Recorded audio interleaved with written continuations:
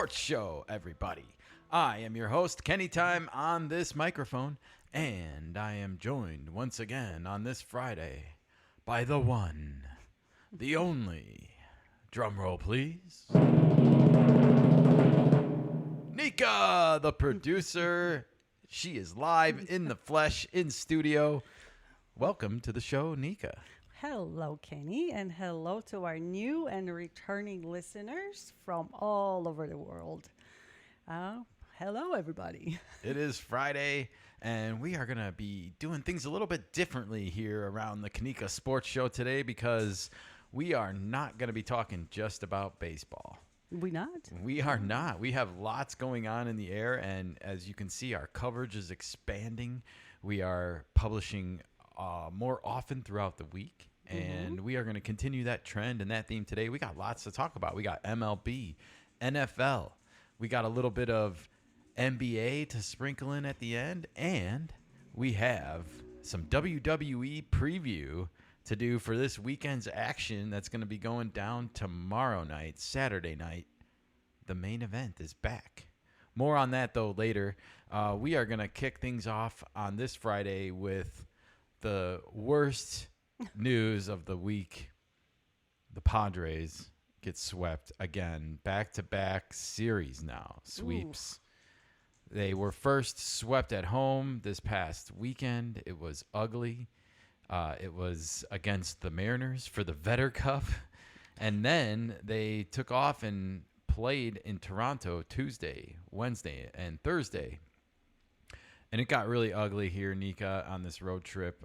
They did show a little bit of fight yesterday, but they still lose 7-6 in extra innings.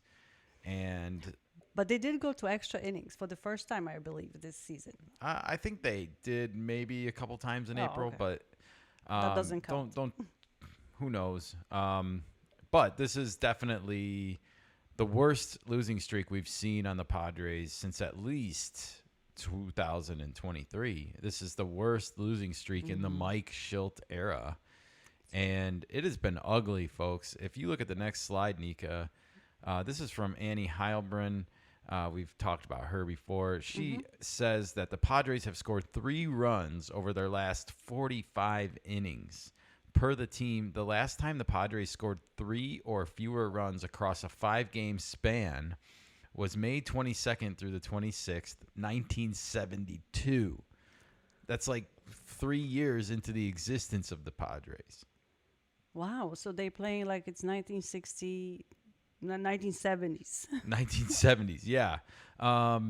This is like not counting the final game, obviously, because they scored 6 runs. And you know, whether you want to argue that they are breaking out of it or not, well, we'll get to that in a second. But I just, from basically last Friday until Wednesday, in those 5 games, it was 1 run, and then 0 and 0 in 5 games. That is absolutely pathetic. And yet the Padres remain 6 games over 500 today, and they are, as of today, a wild card team because of the 15-4 start that they had. You know, you can look at their record right now, 27-21, and do some easy math because we know they started 7-0. So you can take, since then, you can easily see that they're 20-21. So they're a game under 500 since starting 7-0. And I'm not making excuses for the Padres, but when you do start the way that they started, you give yourself a little bit of slack in a long season like this, you know, for a rough spot or two. Nevertheless, this is about as rough as you can get. So we need to turn this around really quickly if we're going to even salvage or save this season. The hot start be damned, Nika. Yeah, I know. Remember what happened to the Tampa Bay Rays? They had a couple years ago. Yeah. They had a huge start. They were one of the best teams in baseball. And then, you know, obviously things went to hell in a handbasket with Wander Franco later on that summer. But this was, they started to dwindle in the standings before that. 'Okay. And they never really recovered. Well, that stat that we just showed you wasn't even the worst stat that I found, Nika, because if you flip to the next one, it says Opta Stats. The 2025 Padres are the second team in Major League Baseball history to have a 5-game stretch where they did all of these following things. They scored 3 or fewer runs. They allowed 30 or more runs. They allowed 10 or more home runs and committed 5 or more errors. I don't know about you, Nika, but that's a recipe for losing if I've ever heard one in baseball. Yes, I agree with you 100%. And seeing them on the field, awful. Body language has been terrible. To finish out this tweet, it says, the other team was the Padres themselves. From April 11th through the 16th, 1969, the first 5 losses in franchise history. Wow. I think it's funny that the Padres have not once, not twice, but now 3 times scored 3 or fewer runs in 5 games in their entire existence. That's awful, guys. So, not the best of weeks for the Friars, for the Friar faithful. Arguments abound on social media everywhere about what the problem is, how to fix it. This team's cooked. I've seen it all this week. And you know who I feel really bad for right now is our guy. You know, like, I'm not going to hide it. I'm a Mike Schilt fanboy. You mentioned that a few times. To watch him have to go through this as a manager and, you know, for everything that he's done to defend these guys and take the heat for them, and this is how they respond and repay him, like, man, I hope they've gotten a tongue lashing at some point, Nika, over the last couple days, because this is absolutely pathetic baseball. I agree. End of story. I agree 100%. And I know there's still early in the season, so there's time to turn things around, but you got to give the fandom something. Right now, yeah, give nothing. I mean, you know, I've seen people complaining that, you know, we don't have enough slug, we don't have enough power, you know, we're just a singles machine hitting team, and, you know, like, we're only getting 2 or 3 singles an inning, and we're not keeping it going down the line. You know, for what it's worth for me, I just don't see our guys grinding out the at-bats like they were at the beginning of the season on a whole. And even that last year at the end of the season, it was like we worked pitchers, you know, like 5 or 6 pitches in a bat. You know, it wasn't an easy out. And eventually you would get that mistake pitch and drive it into a gap for a double. And there's your missing slug, by the way. Yeah. So I think a lot of this is connected. And I don't know if it's necessarily – I'm hesitant to say that there's anything wrong philosophically with the Padres and their approach to the game, because we've seen so much success here. We saw 93 wins under this same philosophy last year. We saw a 7-0 start to this season. We saw a 15-4 start to this season. So we know that this philosophy works. What we have not seen is execution. We have seen abysmal at bats with runners in scoring position, and that's what's hurting the team. Absolutely. Because I noticed one thing: if there are runners in the scoring positions and the team doesn't score, the whole game goes to shit. It's like they check out after that. Yeah, there's this thing in football where it's like, if the team is driving down the field and they're about to score, and then all of a sudden the other team intercepts it and returns it all the way for a touchdown, you know, they call that a 14-point swing, because not only did you not get your 7 points, but the other team also got 7 points. And that's like, that's like a big swing. And I kind of feel like what you're describing right now is the same thing in baseball. Like, and you're so right. Every time they get runners on like 1st and 3rd, 1 out, or 2nd and 3rd, nobody, and then you don't score, you don't convert the run, you don't execute. And yet there is something defeatist about that too, because I don't want them to just get sacrifice flies. Like, the Padres work best when it's like they're running down the line, they're keeping it moving, 1st and 3rd, keep it going. Like, but I feel like they've stopped playing their brand of baseball. They have not been aggressive on the base paths. They haven't been, like, Fernando will take a walk, but he won't steal. Like, is he hurt? Is there something going on? Like, that's a good point. Is he protecting his shoulder from still the Oakland series earlier in the season? Like, I just feel like, you know, it all starts there. And So even when he's just getting those walks, we gotta be aggressive on the base paths and get this team playing aggressive again. I don't mean to use the word twice in a sentence, but you are right, because it is up to the superstars on that team to get the team going. It's not to the second hands, the B team, if you will. Yeah, It's the A team supposed to show the ropes, how it's done. 100%. You know, and like I want Fernando to become an MVP player, and part of being an MVP player is carrying your team when everyone else is down. You know, and you got to rise above it. Exactly. And it's not easy. No one's saying that it's supposed to be easy, but that's the job if you want to be labeled the moniker MVP. So Exactly. I want him to become an MVP. I want him to grow into that, but I can't force him to become that player. And he's had really bad at bats. His strikeouts have gone way up. His leg kick is back, and you know, it's like What happened? he seems to be overthinking this whole thing, and I really wish he would have stayed committed to the changes he made in the offseason. And you can instead of letting a couple bad days let it all go to waste, it seems like. Right, but and also you cannot expect Merrill to pick up everybody else's slack, because No. he's too young to be doing that. Like Manny said, he's He's when he there. signed that contract, you know, in the offseason when Merrill signed his extension, Manny said he needs to still be working on becoming the best center fielder he can be, the best player he can be. And It's on Manny, it's on Bogarts, it's on Tatis, it's all these players. They got to step up. They are the leaders of that team. 100%.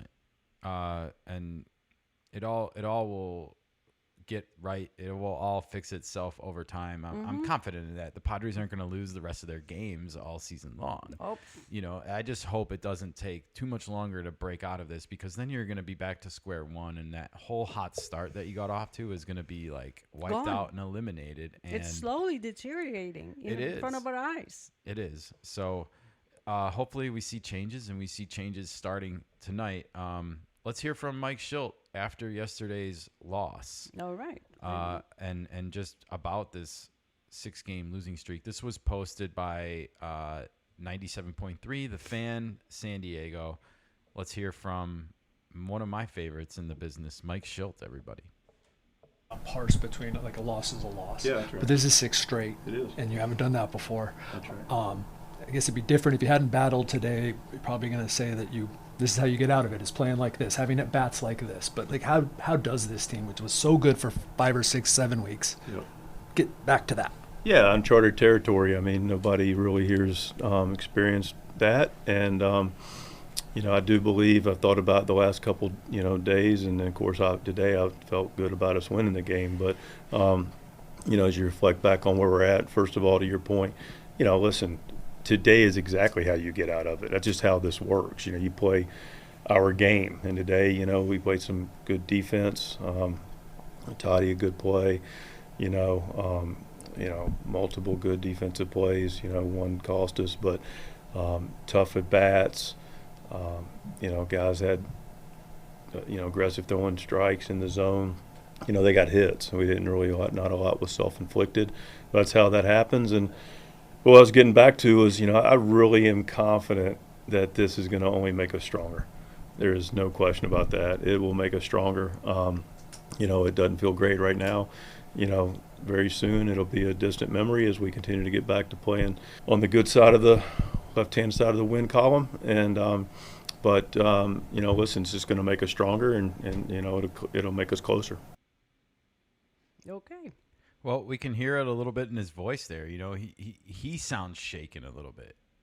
And I know he's doing his best to maintain the vision that he's outlaid for this team.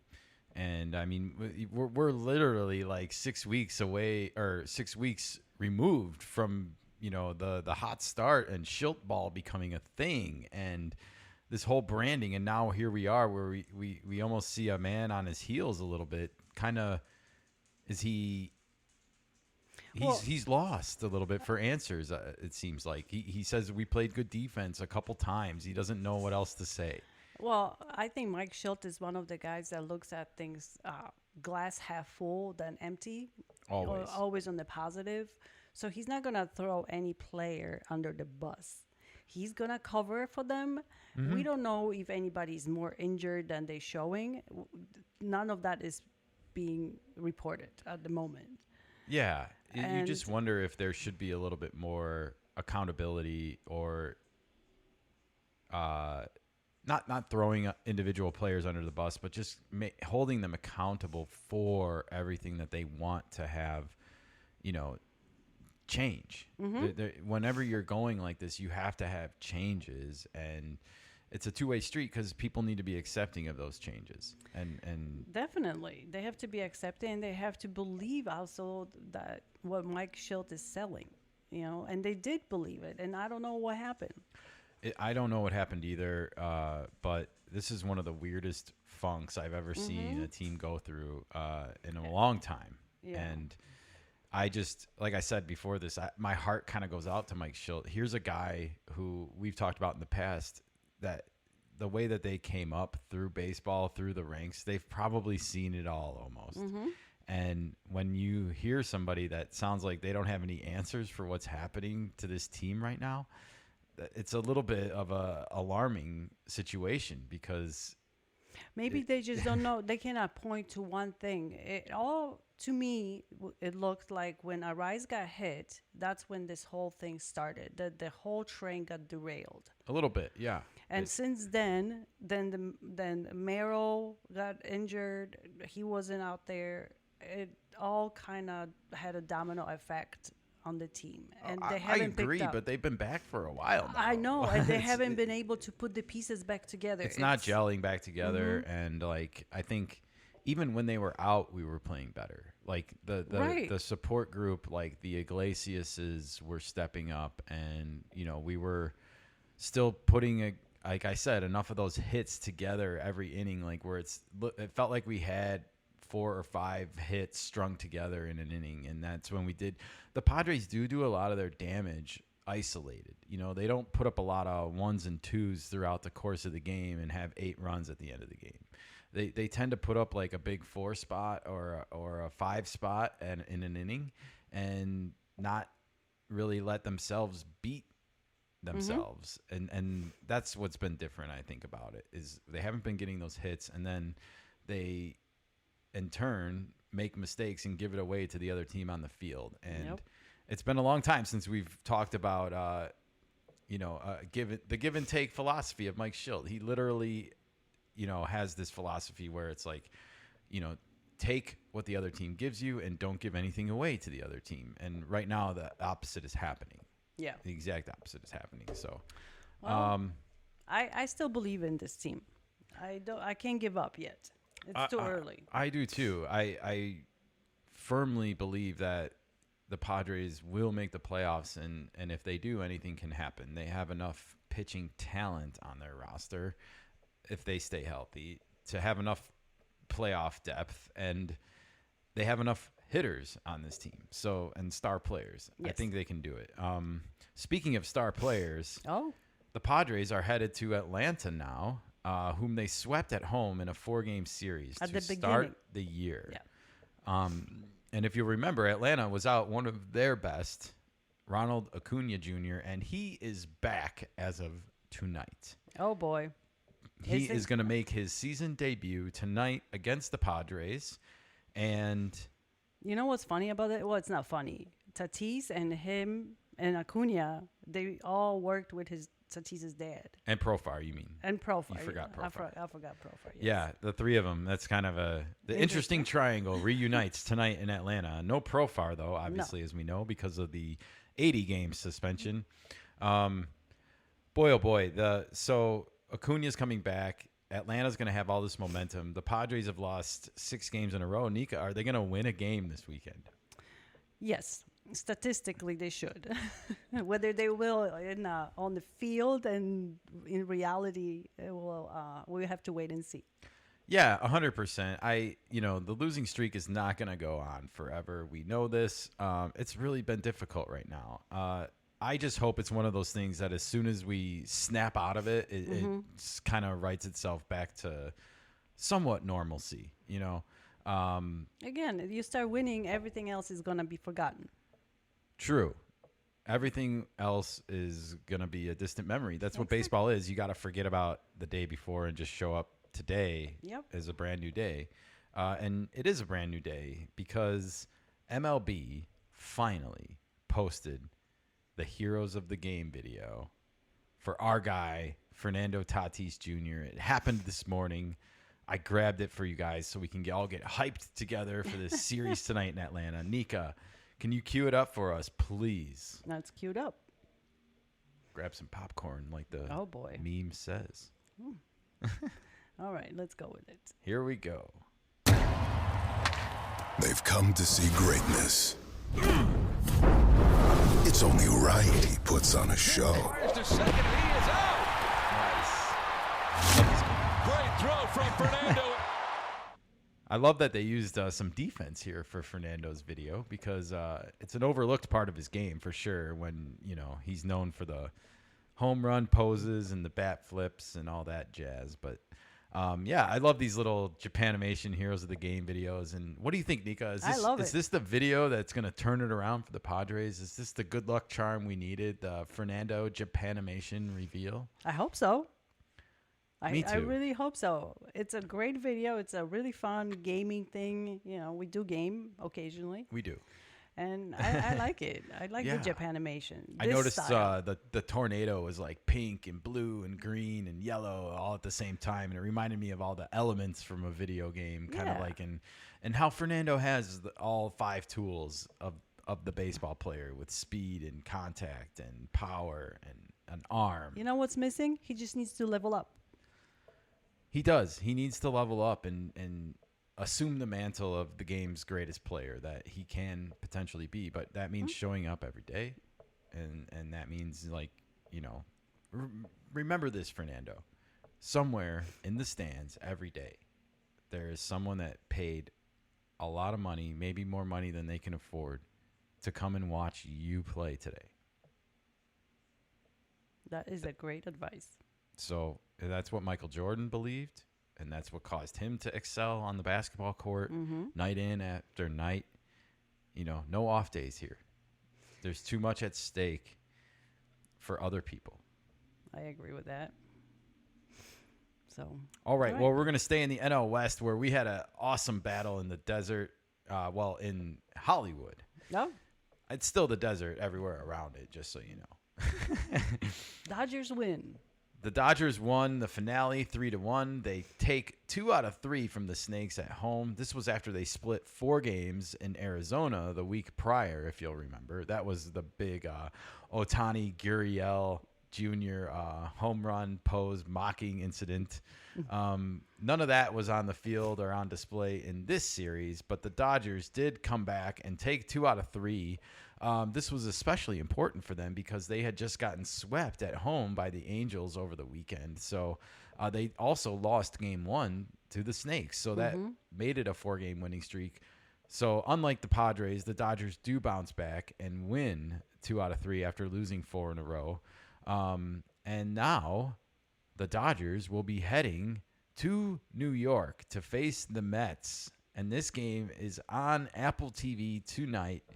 And all the drama seems to be coming together here on planet Earth in one spot because you got Juan Soto and his big, what's going on with him and the New York media. And does he have a private jet or not? Is he flying around the country with his family game to game? And you have Shohei Ohtani, who is recently off of the naughty list officially. He's been cleared of any wrongdoing by the U.S. government for his role in the alleged gambling scandal that happened with his bank account, everybody. All true. I digress. The Dodgers meet the Mets tonight on Apple TV, and I'm going to be watching this series all weekend. Oh, yeah. It's a must-watch TV. The Dodgers have a rough patch to get through here, just like everybody does. But looking ahead, I did look at their schedule earlier today, but I was I know that they have to go home. Oh, I'm sorry.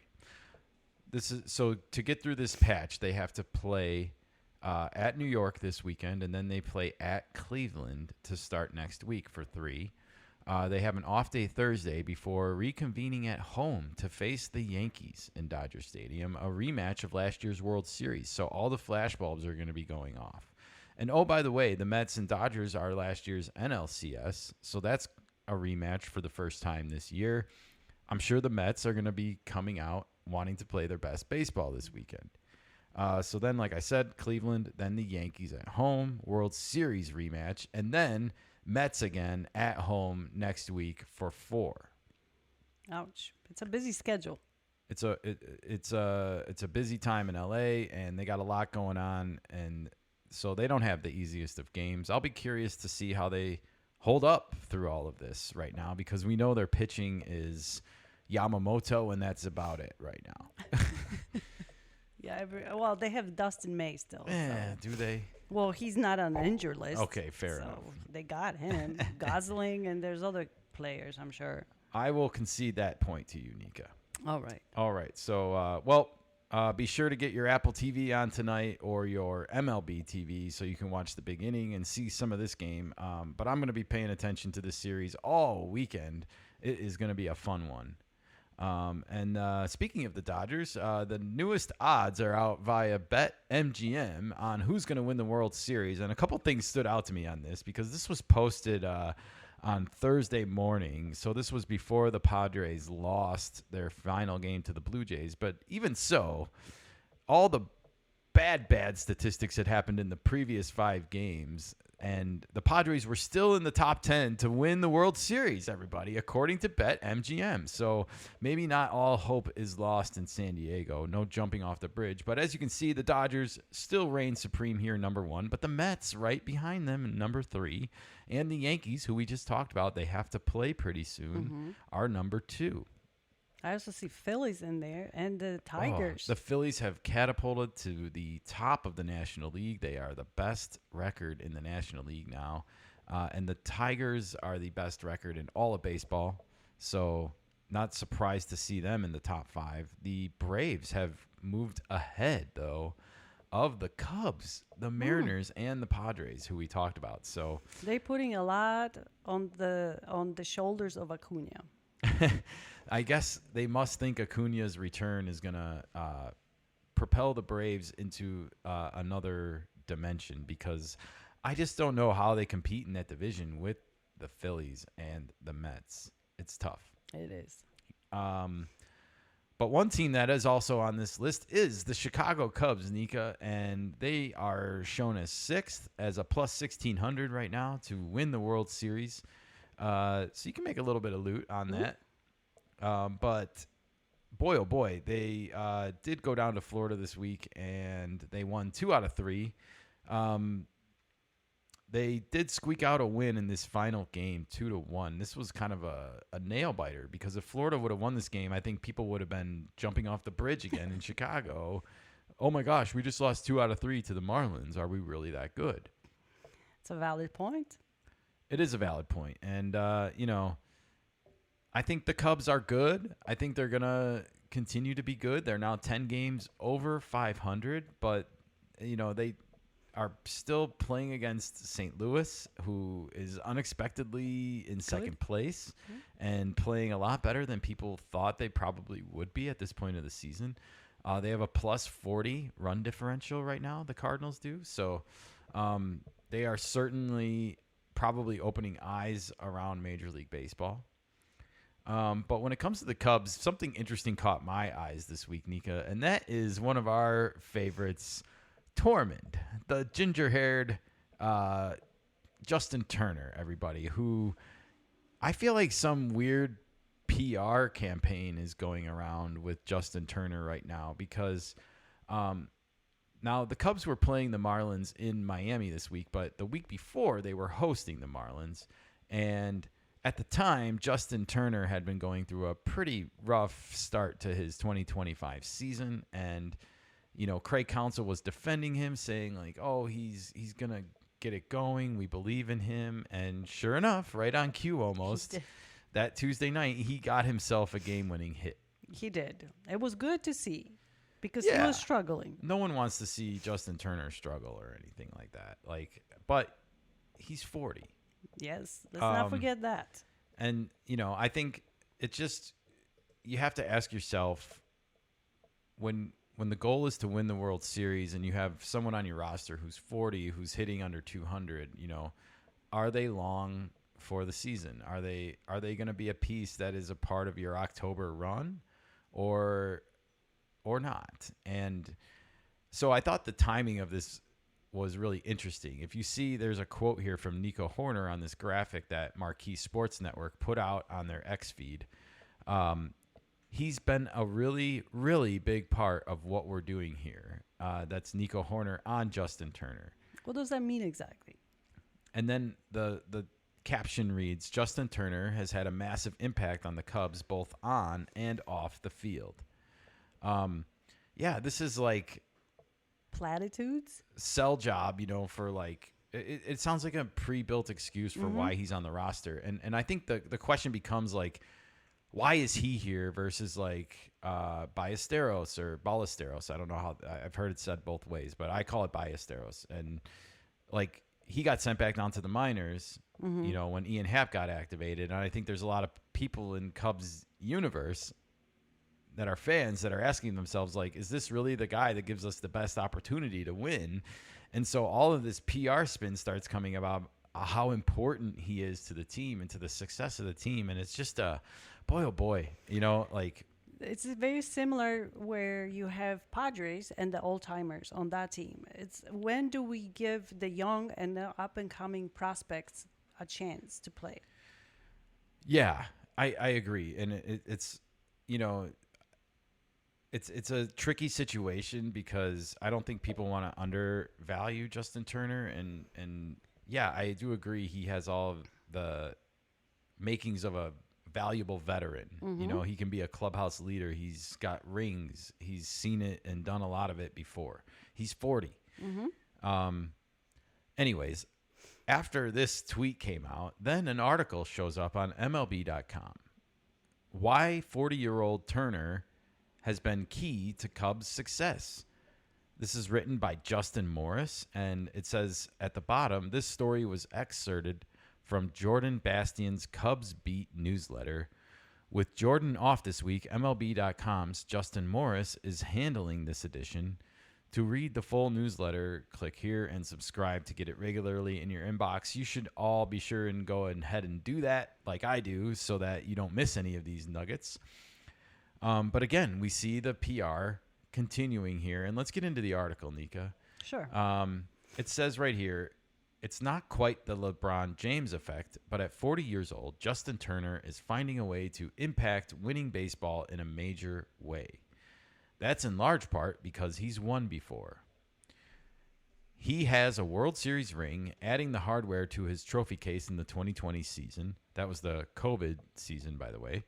He's an NLCS MVP, winning the award in 2017. He's a two-time All-Star. He finished in the top 15 in MVP voting in 3 consecutive seasons, 2016 to 2018. And in 2022, he took home Major League Baseball's Roberto Clemente Award. That's all great. Those are great accomplishments. It's a great resume, no Absolutely. doubt. As a major leaguer, it's an outstanding resume. No one will argue with that. Yeah. But going back to the first sentence, though, like Justin Turner is not nearly as good at the age of 40 as LeBron James was this past year for the Lakers, and they were a first-round playoff exit. Right. What does it say about is that the trajectory for the Cubs now? I hope not. Right. Well, let's keep the article going. It says, while Turner's production is not at the most valuable level it was in the late 2010s, hey, no kidding, he's still capable of producing big-time moments. Just take his walk-off double against Miami on May 13th, when he slapped a slider down the left field line to score 2.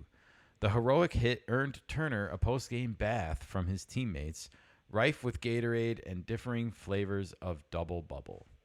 Well, congratulations on the, of course, walk-off hit. It's always fun to get a walk-off hit, but at the same time, like, I feel like he was battling for his baseball life when he got this hit. And the Can- calls for him to be released before he got that hit were already there. And I said at the time, he bought himself a couple extra weeks with that Exactly. hit. Because it was going to be very hard for him to repeat that. Yeah. It's a hard thing. Baseball is hard. Baseball is hard, but the other thing about this is, like we said, there's Ballesteros, there's Owen Casey in the minors. There's players that are putting heat on this situation in the Cubs farm system, and the mounts are only going to continue to grow. Justin Turner's not going to suddenly start hitting 300. I'm sorry, he's No? not. All right, we'll keep the article going because I do have some Justin Turner thoughts that I want to get to. It says, but Turner had already earned something much more important from his new teammates before he landed in Chicago this year: respect. He's Okay. huge, catcher Carson Kelly said of Turner's impact. He's been around the game for a long time. He's seen a lot of things, and he's been on a lot of really good teams that have won a lot of games. You know, I think this is an interesting point. It gets overlooked a lot, but if you look at the Cubs roster, there is not a lot of experience there. You know, when mean it comes there's to not veterans, okay. you know, like Kyle Tucker is not 30. Well, Ian Happ has some experience. He's I was been going to around. say him. He is probably the most accomplished veteran on the Cubs roster. Mm-hmm. So he's not wrong, Carson Kelly, here in evaluating. The Cubs don't have a lot of this effect in the locker room. All right, continuing it going, it says, quote, learning from him, asking him questions like, what makes a team really good? This is a really good team here, and he said it the other day. It's special, and to really cherish it and take every day and go out and dominate. Again, this is like over the head, like PR? it does come across a little bit PR marketing-ish, you know. It's special and really cherish it. I get what he's saying. Like, it's all going to be over before you know it. Like, he's 40. And he probably wishes that he wasn't, and you know he could. I don't think time go stops back for and anybody. cherish it more when it was great for him. I don't know. It's not bad advice by any means, but is it like making the team better because of it? I guess I sort of question some of that stuff. Not saying it doesn't have any value. I'm just questioning it versus the kids that are waiting to play in the majors. Yeah. Dominate they have this season. The Cubs have hung 14 runs on the Marlins Tuesday night at Lone Depot Park, overtaking the Dodgers for the Major League Baseball lead in runs scored entering Wednesday. They notched 21 hits in the 14-1 beatdown, which tied two other games for their season high in hits. So they've hit the ball 21 times in a game, 3 times now this season. That's very, very impressive for the Cubs. It says Turner went 3 for 4 in the game, his only out being a sacrifice fly, bumping his average above 200 for the first time since April 13th. Again, so this is what we're talking about here with the batting average, and it's barely 200. It's a rare rough patch for the wily veteran who hasn't hit below 200 in a season since he played just 9 games with the Orioles and Mets in 2010. All right, first of all, that doesn't count. Like, Come on. Jeez. Pete Crow Armstrong was 0 for 14 in 2023 when the Cubs called him up. You know, he didn't even get a hit. He batted 0. So it's just ridiculous. And anyways, to end the paragraph out, it says, in fact, Turner hit above 275 in 11 straight seasons from 2013 to 2023. Well, he didn't hit 275 last year, did he? And it's 2025 now.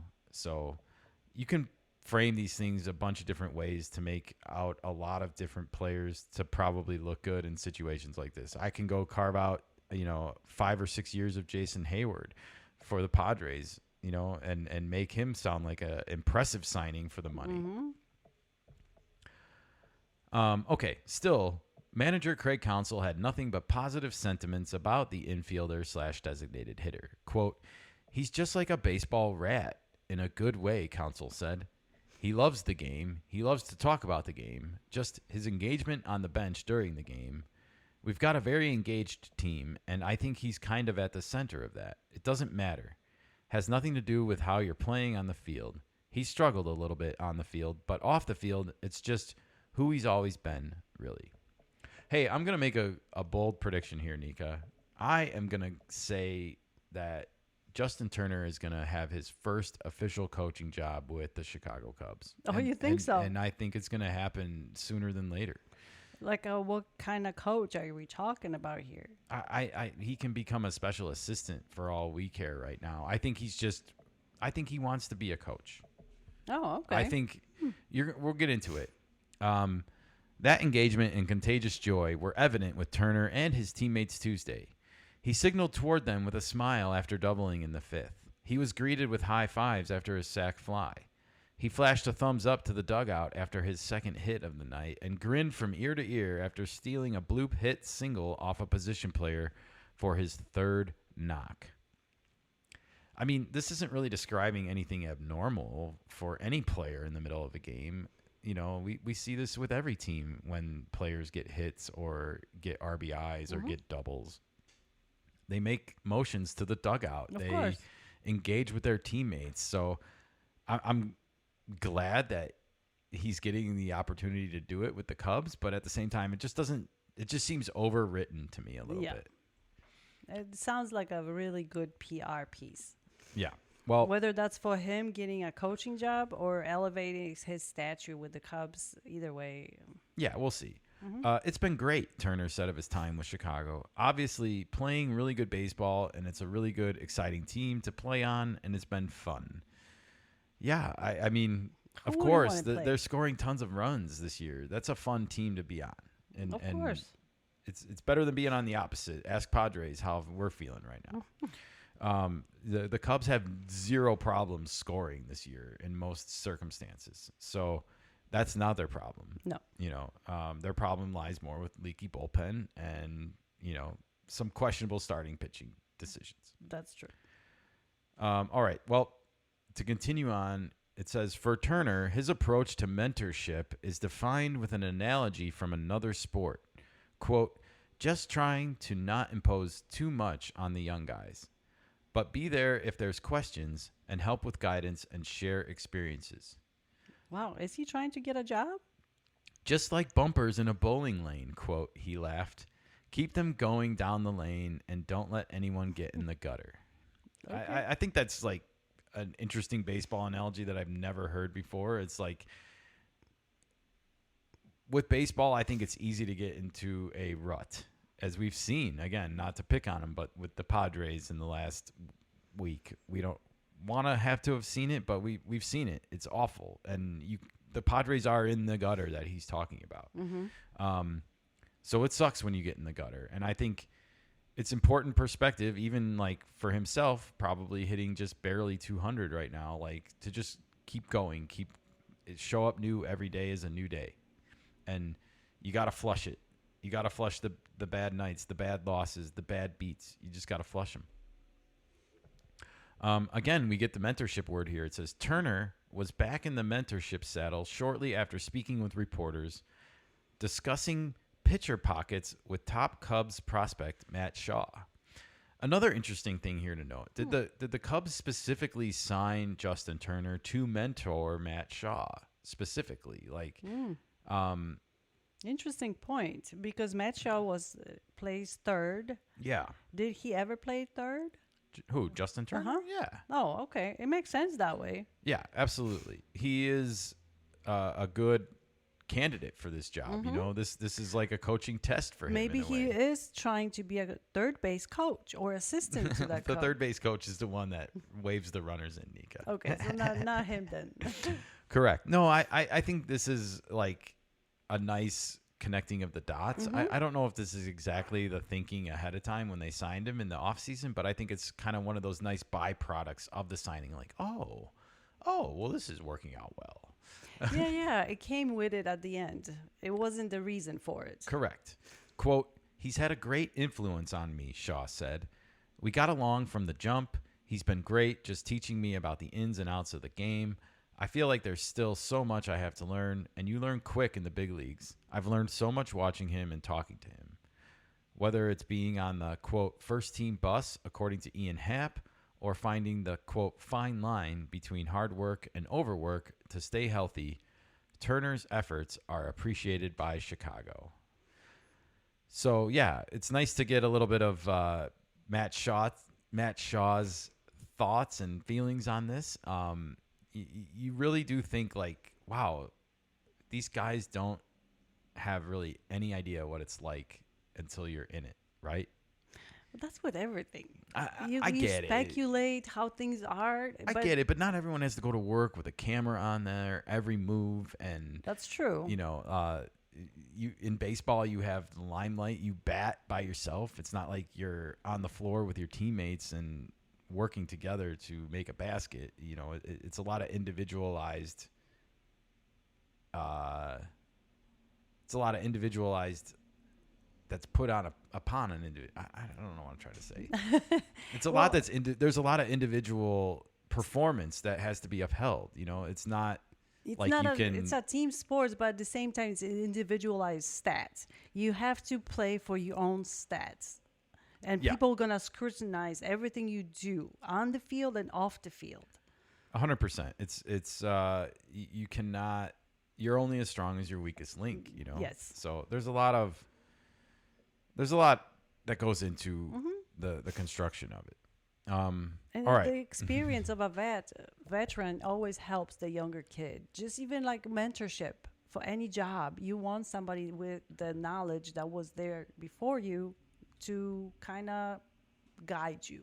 Sure. There's one more paragraph to get through, Oh. and then we can wrap this one up a little Sure. bit. But it says, and they're appreciated even by opposing crowds, who serenaded all of his hits on Tuesday with cheers. No. It's not quite a farewell tour for him yet, but Turner's contributions are garnering deep praise from the baseball world, and they should. Yeah, I'm going to stand by what I said earlier. This whole article was just overwritten fluff. And I don't mean that to insult Justin Turner or the potential effect he's having on the Cubs right now as a veteran leader that they clearly don't have a lot of. That's fair. But it is a fluffy piece. But what contributions is he making that's garnering deep praise from the baseball world? It's off the field. I get it, but like, again, this is a big oversell. And at the same time, you got to go to the other end of the spectrum and ask, whose roster spot is he taking right now from being promoted and getting on with their career and their life started? You know, it's a double-edged sword. Yes, and it is. I guess I just question whether he's going to be on the roster in October or not. And if he's not, maybe we should get on with the coaching thing and get him off the field, because I just think you're preventing your own success from happening here by not getting the other guys promoted sooner and acclimated maybe to the major leagues. Very good point. All right. Well, with that being said, the Cubs are going to be heading to Cincinnati. And, Nika, we can take a look at all of the matchups that are starting this weekend, and some have already started because the Orioles and Red Sox have a makeup game today, and that is in Boston. That is already on, and they are playing another game later tonight. And Boston is winning 11-3. Wow. So the Orange Birds' struggles continue in Baltimore. I guess that coaching change didn't really reverse their fortunes right now, but No. it is an interim manager that they have. So the search continues for the Orange Birds. All right. Well, as you can see, the Cubs are heading to Cincinnati to take on the Reds. We'll see how that first interdivision matchup goes for the Cubbies this weekend. And also in the NL Central, we got the Brewers heading to Pittsburgh to take on the Pirates. The Giants are heading to the nation's capital to take on Washington, the baby Padres, as we call them over here, for the first time this season. The Blue Jays are headed to Tampa after sweeping the Padres to go take on the Rays, another team that swept the Padres. Crazy. The Guardians are visiting Detroit, where they put on a display last night They won 7-0 to kick off this series, a statement game, perhaps you'll call it. We'll see how the Guardians fare the rest of the weekend against the Major League Baseball's best team, the Detroit Tigers. And then, of course, we talked about our big marquee matchup this weekend, the Dodgers visiting CitiField to take on the Mets and Juan Soto. We'll see if he swings the bat this weekend. San Diego heading to Atlanta, as we discussed. Ronald Acuna Jr. back on the field, taking on Tatis in his fresh Japanimation video. The Rangers are heading to Chicago to take on the White Sox. The Mariners head to Houston. I believe this is the first time these two teams meet this year, or maybe not, but interdivision matchup for sure in the AL West.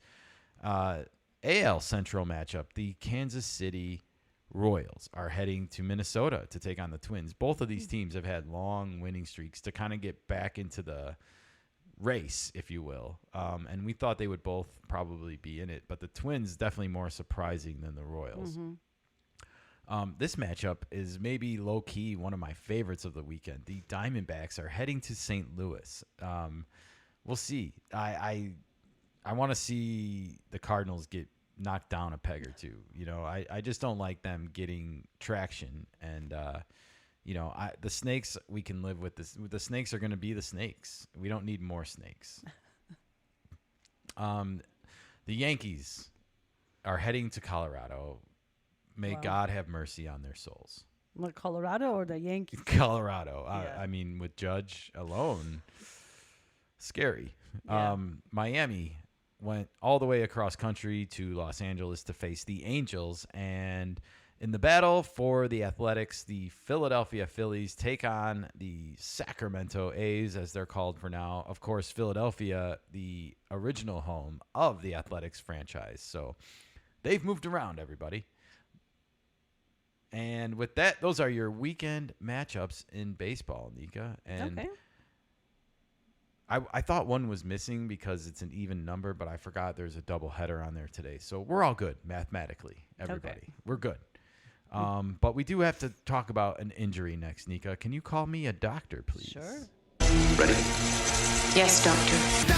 Doctor, give me the news. I must confess, you have an astonishingly good idea there, Doctor. Damn it, man, I'm a doctor, not a torpedo technician. Dr. Harris. Yes? Do you concur? Is there anything you can do, doctor? Somebody give me a doctor! All right. Well, we do need to call a doctor for Justin Verlander. The 42-year-old is going on the injured list with pectoral discomfort. I would assume that is in his right side that he throws from. And this is just the latest in a setback, I guess, for Justin Verlander to try and get to 300 wins. And as time goes on, I think this dream is just running out of time for Justin. Is he the oldest player in MLB at the moment? I think he is the oldest player in MLB for sure. He is 42 years old and 92 days currently. So getting up there, and I know before the season started, he had said he wants to pitch long enough to get this goal done, but he has been unable to get any wins at all this season through, the first 2 months of the season, and now going on the injured list, he won't have a chance on it, any wins until he gets back. So 10 games started and not one win, at least in the win column. I know a couple of them were from blown saves, and anyways, so we'll have to wait and see how soon he comes back from this. It's apparently nerve related, according to Bob Melvin, and that's what he told the beat reporter after the Kansas City game yesterday. So we'll wait and see on Justin Verlander, but I just don't think he's going to have enough runway or distance here to even get to 300 wins. And I just wonder what that does to his psyche, his morality. The Giants are obviously in a better position than I think most people thought they would be. And Is he's that not enough? necessarily done piss poorly or anything like that, but it's still it's not pretty. No, it's not. And the injury is not helping. Yeah. I just wonder how much energy he's going to have left to keep going, knowing that the ultimate reason that he's doing this is slipping away from him as he's doing it. That's all. Well, if he wants to continue pitch, he might start next season just to get that. I was rooting for him to do this, like I didn't think we would see another 300 game winner in my lifetime. And it looks like we're not going to, but I wanted him to do it for that. He would be the last one. He's like be the last of the Mohicans.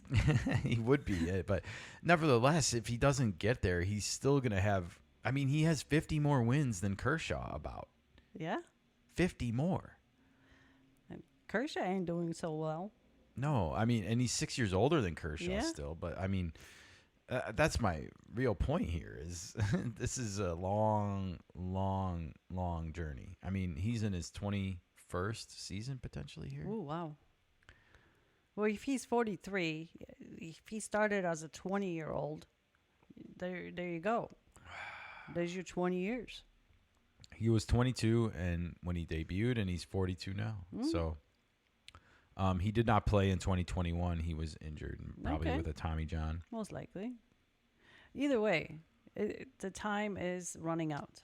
It is running out, and I guess my point and my ultimate message is just because he might not get to 300 does not mean that he's not still the last of the Mohicans, because he is. He is. No one is going to get to maybe 250 wins. So the fact that you're like 12 over that, it says a lot about his character. It hurts me to see him like this, a little bit, because I know how badly he felt like this number was important to him to reach, and I'm just trying to be honest with the guy and tell him you're not going to reach it, and maybe the sooner you accept that, the better you'll start performing again. Who knows? Life has a weird way of working like that, where it's not that you're giving up on yourself, it's just that you're like rephrasing the argument in your head for what's really important. All right. Well, a couple other little baseball nuggets that caught my attention this week. Andrew Jones, former Atlanta Braves center fielder, 5-time All-Star, 10-time Gold Glove Award winner, will manage Team Netherlands in the 2026 World Baseball Classic. I had no idea that Andrew Jones had ties to the Netherlands. I'm assuming this is one of those parental things, or maybe it's even grand paternal at this point. But I didn't know that Andrew Jones had ties to the Netherlands at all. So I thought that was really cool to just see this announcement. And we know Team Netherlands a little bit because the last time they played in the World Baseball Classic, we got to see Xander Bogaerts and Jurickson Profar both playing for their team, and we kind of like their uniform, the crown on the hat. It's kind of cute. And a lot of these players come from those ABC islands, Aruba. Bahamas. I don't think it's the Bahamas. No, it's something. It's something different. Boca? And is it Curacao or Copacabana? We're awful at our geography today for the World Baseball Classic. So no, I got Beach Boys in my head. Oh yeah, that's all. Aruba. Yeah, Bahama, exactly. Come on, pretty. All right, we're not gonna go down that road right now. Great song, by the way. I love that song. It's like their '80s song that they like almost came back and revitalized their career with. Yeah, almost. Almost. All right. Well, congratulations, Andrew Jones, and best of luck to you in your managerial debut in the World Baseball Classic come 2026. That's exciting. Yeah. And Nika, if you want to flip the page, this caught my eye this week. The Yankees are giving away a Billy Joel bobblehead at their game against the Cubs on July 11th. And we can see the picture here. It's Billy Joel at a piano with his signature shades on and a New York Yankees cap and jersey. And, of course, the microphone on top of the piano because he sings and plays at the same time. And I believe this is a homage or a reference at the very least to Billy Joel live at Yankee Stadium, which happened in 1990, way back 35 years ago. And this is just one of my favorite bobbleheads that I've seen because it just feels like it should have been out by now, right? But this one's going to be popular. I have a feeling. Billy Joel, of course, sings lots of songs about New York. Seen the lights go out on Broadway, New York State of Mind, just a couple. And one of the ultimate storytellers, maybe one of the last bards in true definition of the word, Nika. Okay. A true storyteller up there. Not everything is about me or I, although there are some. Every singer's got them, but a lot of songs about other people and, kind of told as stories. And I've always appreciated that. I've always appreciated Billy Joel's music, and I've always loved his saxophone leanings, I guess. He doesn't play himself, but he always featured a lot of saxophone in his music. And as a sax player, that was fun for me. So this is a fun bobblehead. I like it. But hey, Nika, it is time for us to get off of baseball a little bit and turn our attentions to football because changing gears.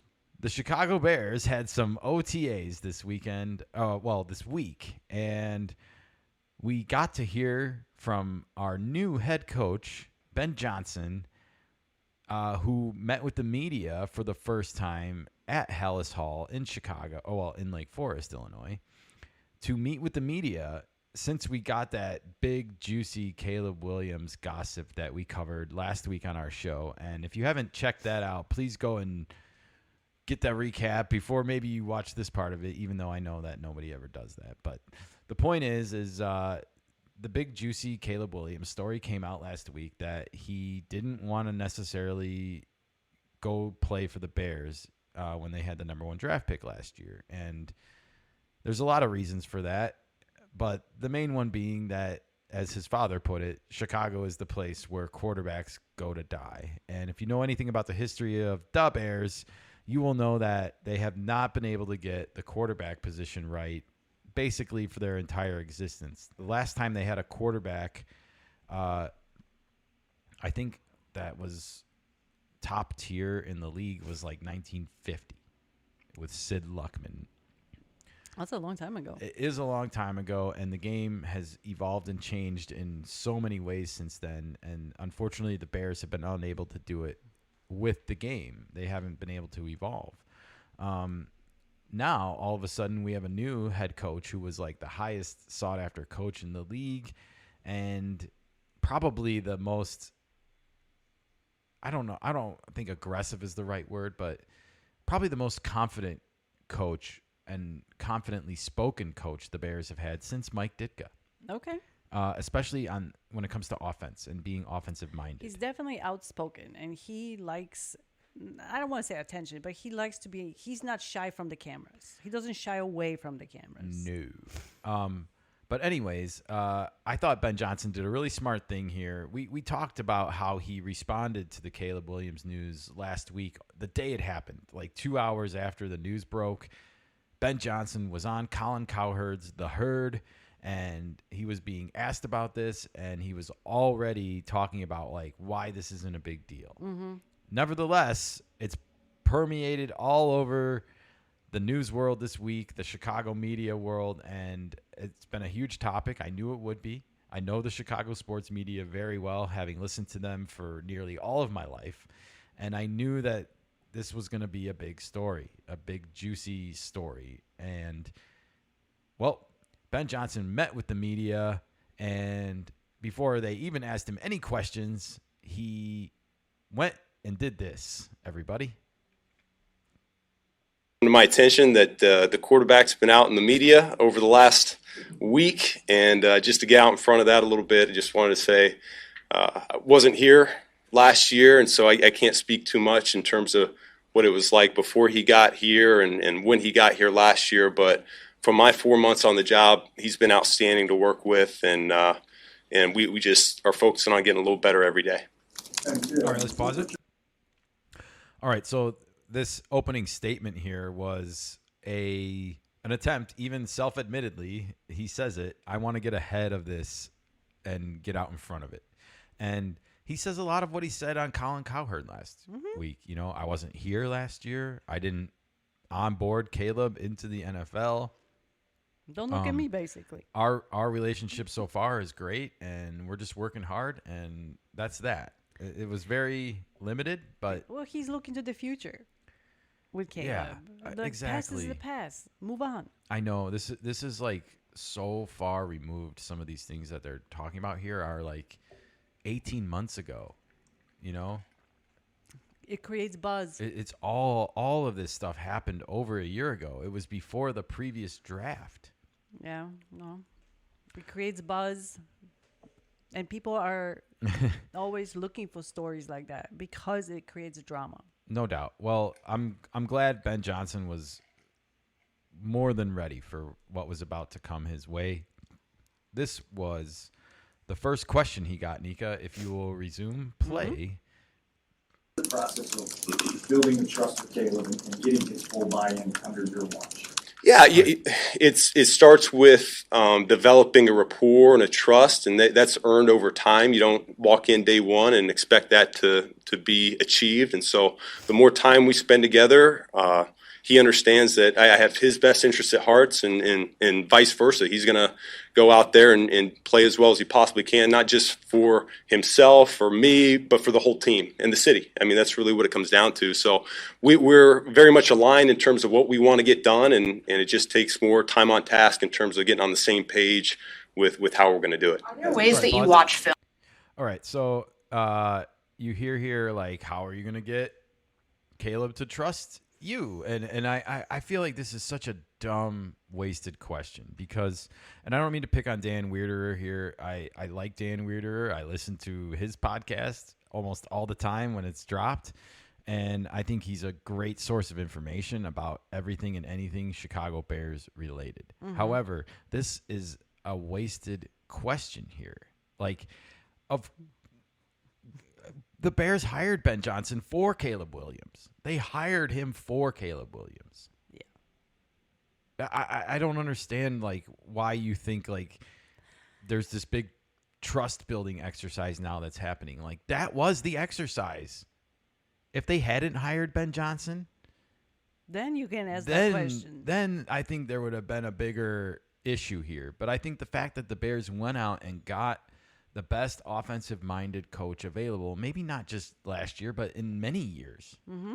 Like, that's how highly sought after and praised this guy was. So I just don't understand the kind of a wasted opportunity here of a question. And it's like, you're asking something obvious here. Yeah. It's a soft question. Anyways, let's continue on with the press conference here because it's going to keep being about Caleb. Are there ways that you watch film with your quarterbacks that might be, does it vary from coach to coach? When you've got these four guys here, are there things that you're teaching them that they need to, see the way that you see it? Is that a part of, like, this part of the time of the year? Is that part of the process of teaching them, or? Yeah, everyone's different.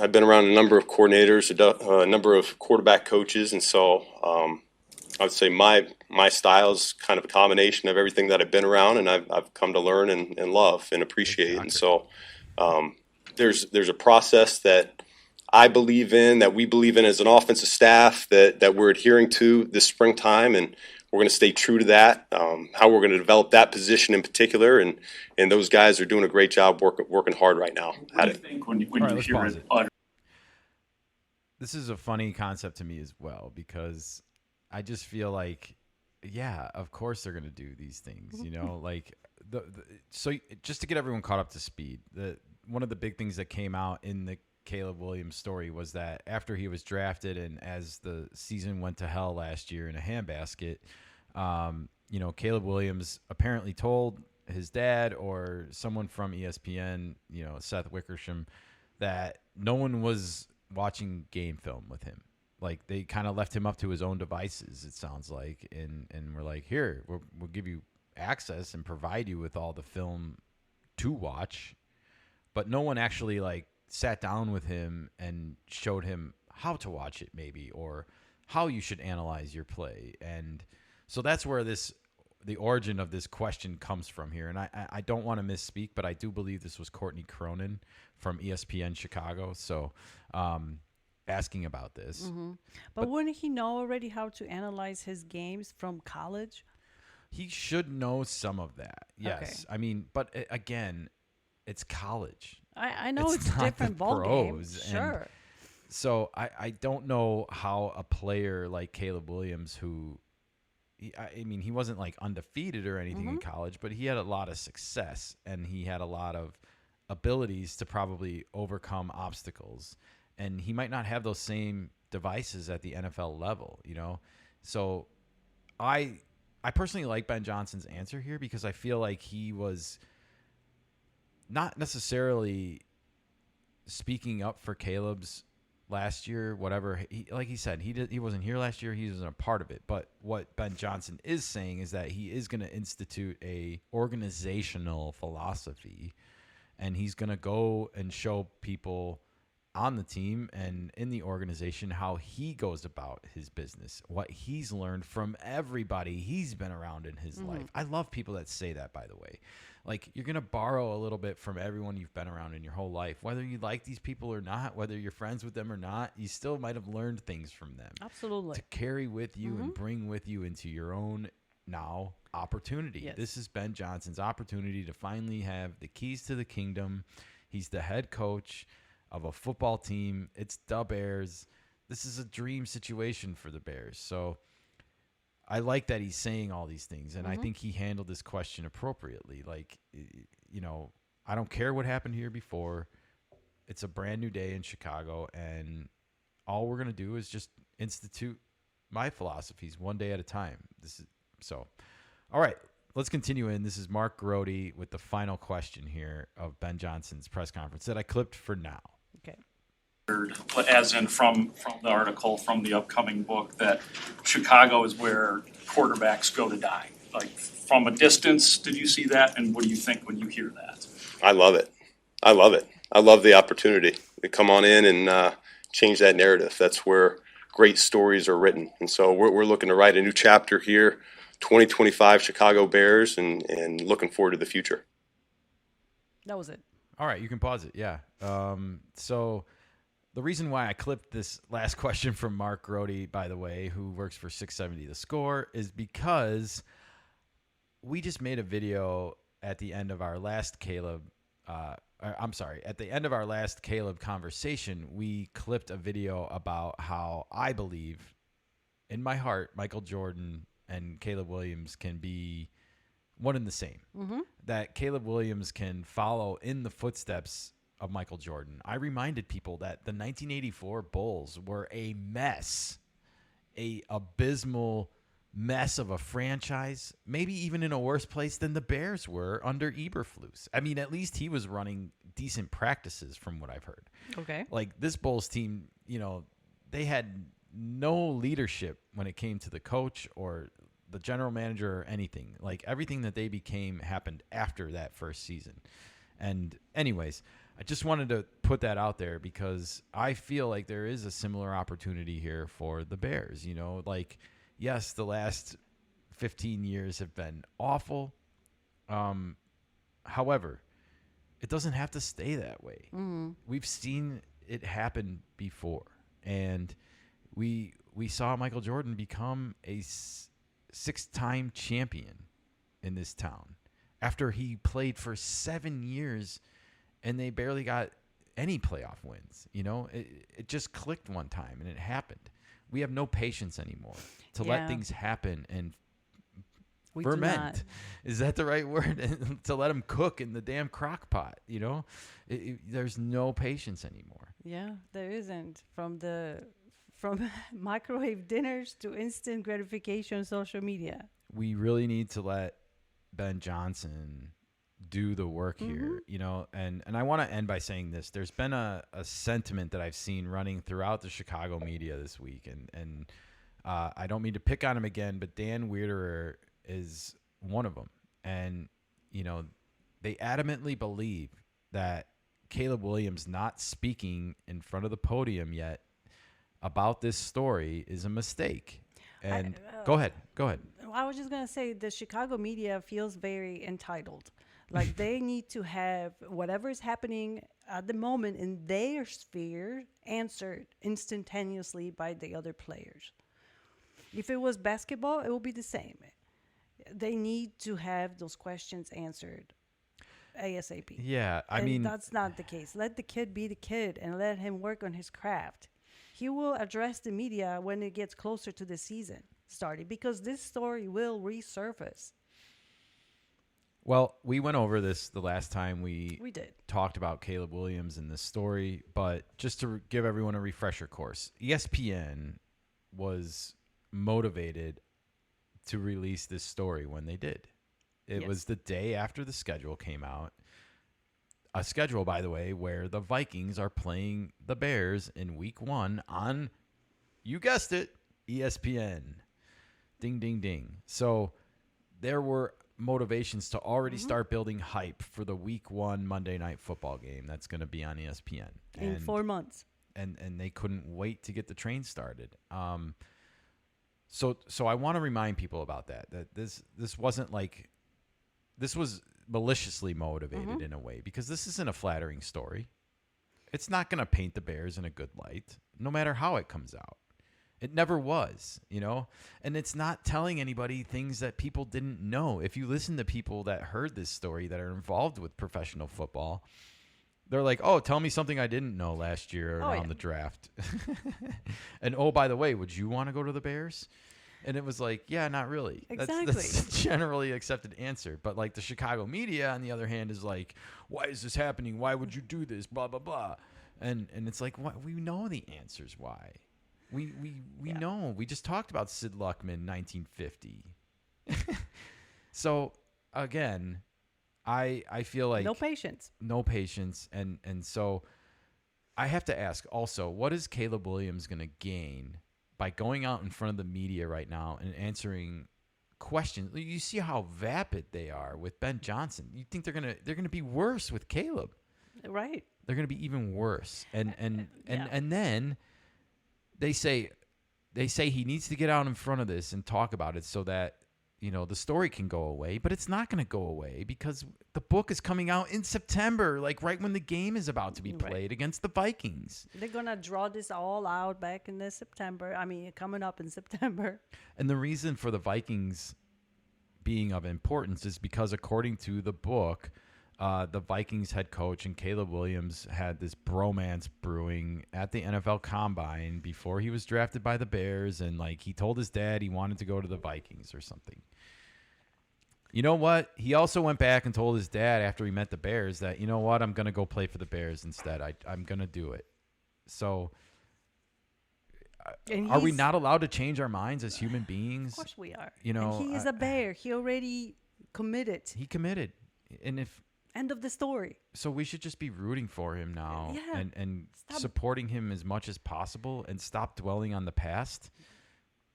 You have to, you have to embrace the past so you don't make the same mistakes in the future.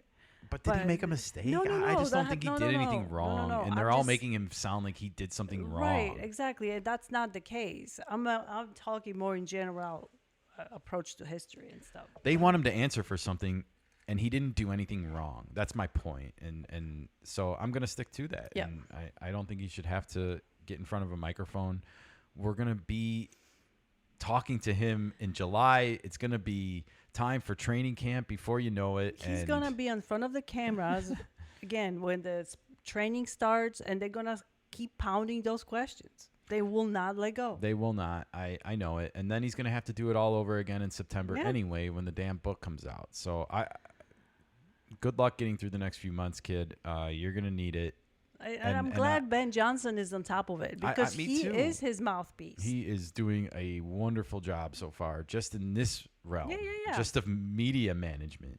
That's a big part of the head coaching job that gets overlooked because people want to make it always about X's and O's and, you know, a leader of men.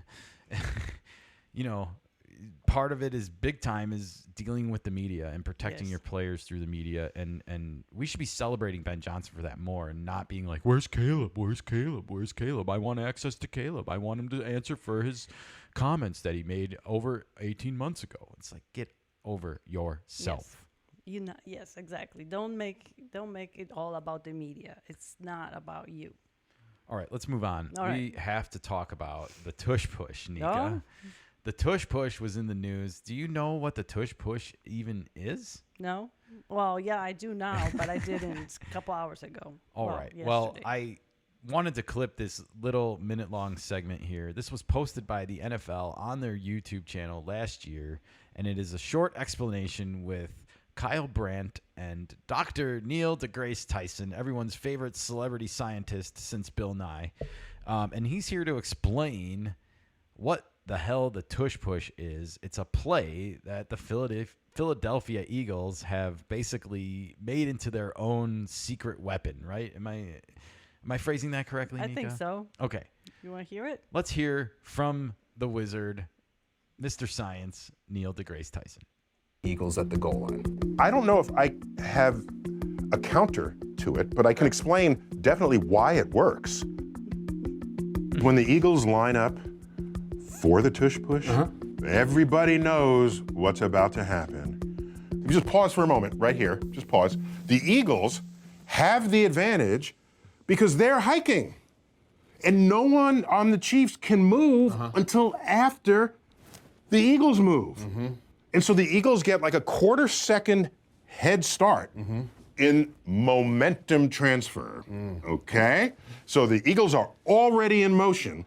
They are using Earth as a launch point for their movement. It's hilarious. In fact, if you run the math on this, every time the Eagle runs this play, it slightly changes the rotation of the Earth. Tell me more. Tell me more. Are you kidding me? All right, pause this a second.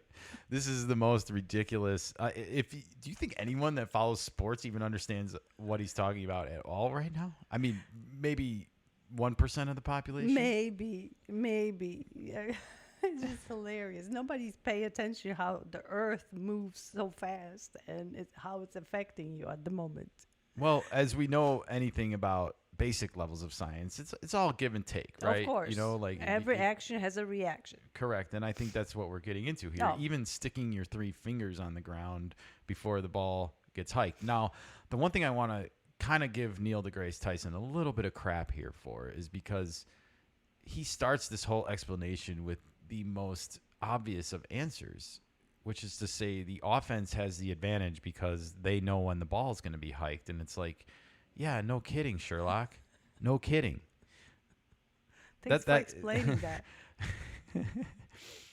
I mean, that's what offsides and false starts are for. And when it comes to penalties, I mean, this is like kind of 101 football we're talking about here. But thanks for stating the obvious up front that, I think the explanation he goes into is...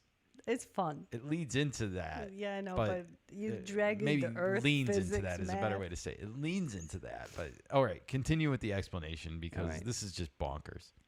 Tell me more. One of Newton's laws is for every action is an equal and opposite reaction. You cannot just propel yourself forward unless something comes out the other side. As they are digging into the Earth, Earth is responding to them by having its rotation rate changed because they're bracing themselves against the rotating Earth. We don't think about it that way, but that's exactly what's happening here. That's where they get the traction. We think about it that way now. That just blew my mind. Okay. So now, if I'm on the opposing team, I want to jump over you because the quarterback is ready to come over. So I jump over you, and you know what happens if you jump over? You're no longer connected to the Earth. Okay, that was it. Yeah, that's it. And I think the main thing I wanted to get to here was that we know how to stop the Tush Push already. You got to stop jumping and disconnecting yourself from the Earth. The science wizard is telling you the answer. This was posted over a year ago, January 15th, 2024. This is before we had the Super Bowl this past year. So we already know how to stop the Tush Push. Why is this such a... Is it all really because they can move before the defense and they have the advantage over hike? Or it doesn't matter what size is your tush. Okay, well... How's that affect everything? This is the Tush Push, everybody. This is the play that the Eagles have mastered and taken over the NFL with, at least in short yardage and in goal line situations, because as you can see, this play isn't going to go very far. It can be successful at a high clip, at a high percentage when it's run, but it's not going to net you like 10, 15 yards even. No, it always happens on the scrimmage line. Correct. The line of scrimmage. So what happened?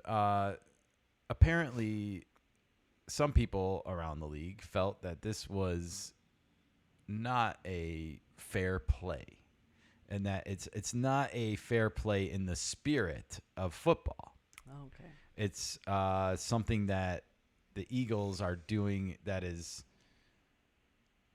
should be illegal. And so the Green Bay Packers became the team of choice, I guess. I heard rumors that the NFL approached the Packers about this, but we'll never know.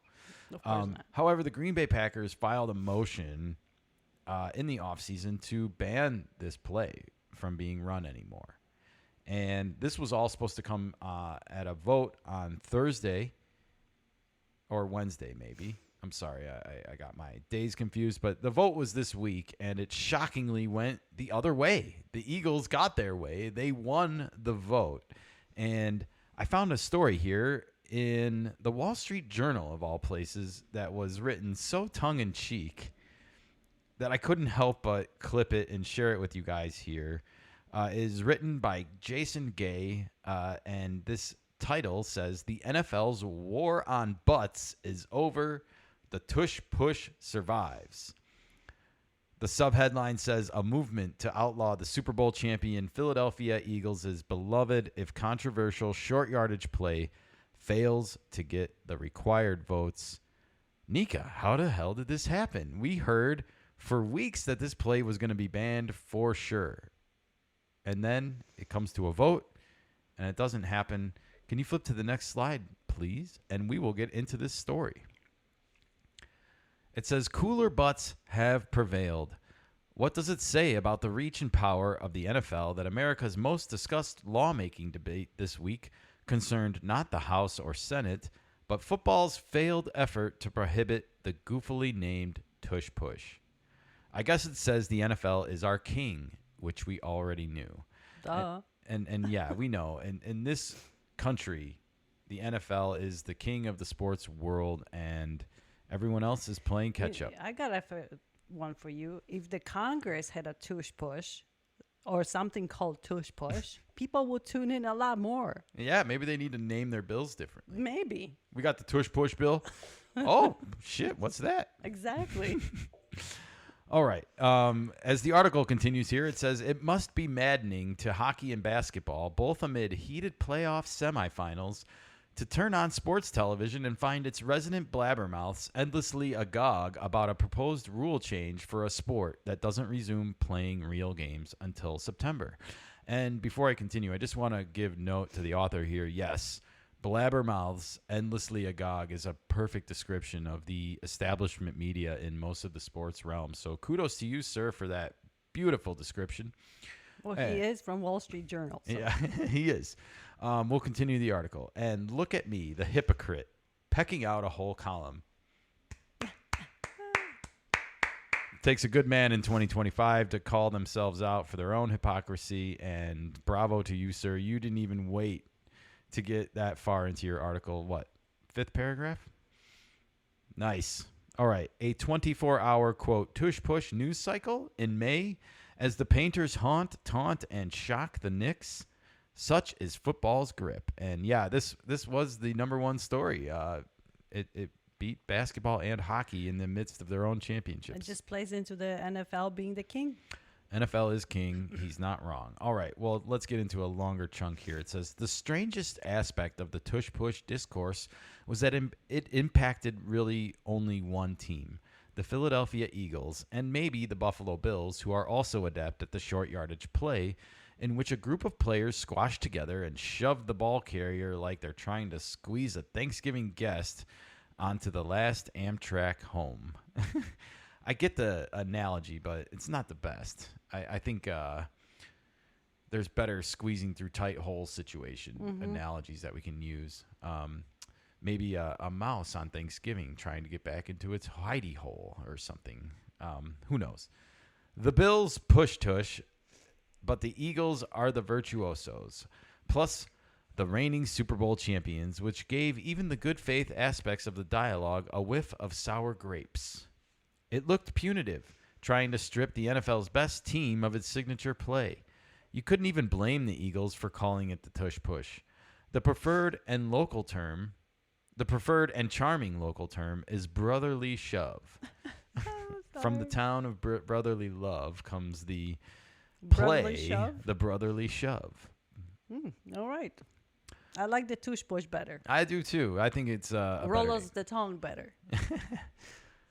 All right. Well, the article continues here. Opponents raised concerns about potential injuries, but it was hard to deny. Getting rid of the Tush Push would impact one team the most.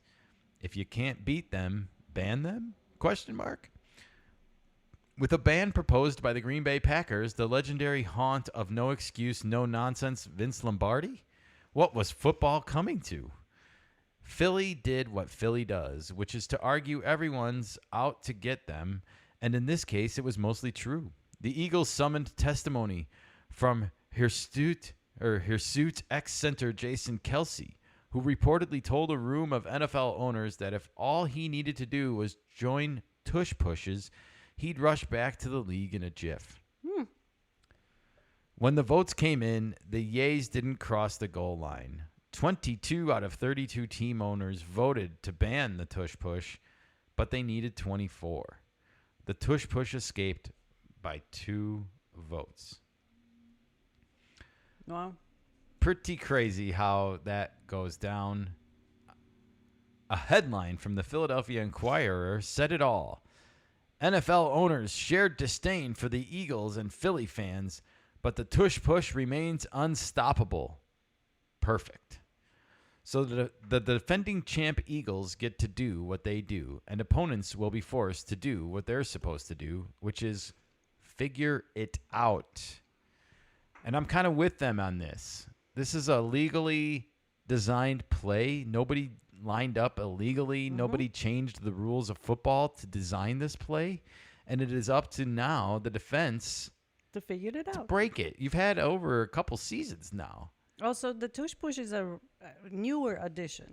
It is newer, but it's not designed in an illegal way. Right. So how are the Bears with the Tush Push? Well, we're going to get into that before we get out of here. I promise you. But I did want to say here that we just heard from wizard scientist Neil deGrasse Tyson on how to stop the Tush Push. You got to stop jumping in the air, defense. You got to stop disconnecting yourself from the earth, because the Eagles are way connected to the earth while they're doing this, and you are not helping yourselves by jumping in the air. They think they can overcome the earth by jumping. And they're wrong. They're wrong. 0 times out of 100, and you're wrong. Yeah. We just heard wizard scientist Neil deGrasse Tyson. Physics. All right. Well, the article goes on. It seems unlikely the failed vote will trigger an epidemic of tush pushing. The play requires such commitment and strength, it's hard to imagine every team rushing to assemble its version. And then in parentheses, it says, the Eagles have a one-of-a-kind catalyst in Jalen Hurts, a quarterback who can squat a Buick. Yes. Apparently, Jalen Hurts can squat over 600 pounds or something ridiculous like that for a quarterback. And what Buick is that? I don't know. If there is a Buick that weighs 600 pounds, then I would love to see it, because it probably gets great gas mileage for a vehicle that's that light. No kidding. All right. Well, as we continue here, it says, as for the aesthetic argument that the tush push should have been banned because it is visually unpleasant, meh. Every Sunday, all of us watch somewhere between 6 to 14 inept NFL teams that are about as fun to watch as an industrial film about drain pipes, and everyone acts like that dreck is perfectly acceptable. I saw it firsthand last year in Chicago, everybody, especially after the first 6 games that the Bears played. Whew, that was ugly. Mm-hmm. You talk about a bad finish. All right, well, we have just a little bit more to get through here. It says, even worse, the league regularly exports these inept teams to other countries, like some PSYOPs mission to make foreigners stick to watching soccer. Again, the Bears did play in England last year, just as a reminder. The tush push is visually scarring? Please, tell it to a Jets fan. Ouch. Was that a knock on the looks of Jets fans, everybody? Think so. Wow. Well, okay. And spare a thought here for the rugby aficionados who have heard their beloved game repeatedly trashed by loudmouths comparing the tush push to a rugby, quote, scrum, while theatrically worrying it makes football look a little too much like rugby. The horror! Putting aside the obvious that North American football owes an obvious debt to rugby, and NFL teams routinely recruit players from the rugby world, let's get to the facts. A tush push does not resemble a scrum, but a maul. And if you think I confirmed that with a rugby player before typing that, you're right. Jason Gay is funny, everybody. All right, it says, in fact, if you're going to go on TV and deride the tush push for resembling rugby, the least you can do is have a rugby player on set just sitting in a broken nose and muddy shirt staring down the complainer. It's a rough game, rugby. It is. And they play without so much gear the way football is played. Yeah, they do. They do. And that is a picture, by the way, of a mall, in case you were wondering what a mall was from the article. That looks like a tush push to me. It looks very tush pushy, but more of like in a circle or a seance. Yes, they do get into a circle. I watched few rugby games, so. All right. Okay, well, the article is about to end here. It says, the debate's over for now. The tush push lives. Viva the tush push. I wish I could say Wednesday's vote concludes the NFL's silly season, but I cannot make any promises. It's still early. Football rules the culture, and Aaron Rodgers is still out there unsigned. And I might add, speaking on Joe Rogan's podcast, everybody. Yeah, he just make his round. Making the rounds. Yeah. Okay, well, you can see if you want to contact Jason Gay and tell him how funny this article was, because I thought it was funny. You can write him here at jason.gay@wsj.com, Wall Street Journal. The Eagles, though, were having some fun with this news on Wednesday, Nika. Look at this. On their YouTube channel, they post a video. The tush push lives on. Push on.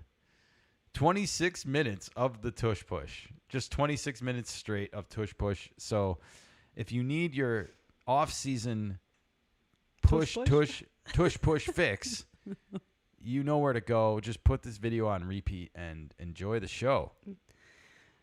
Perfect.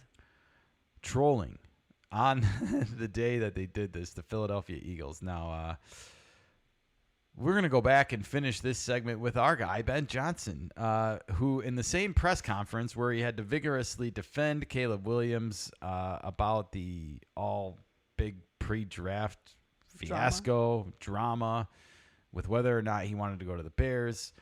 Somebody actually asked him about actual football news regarding the tush push, and here's what Ben Johnson had to say about it. We'll hear the question first and then the answer.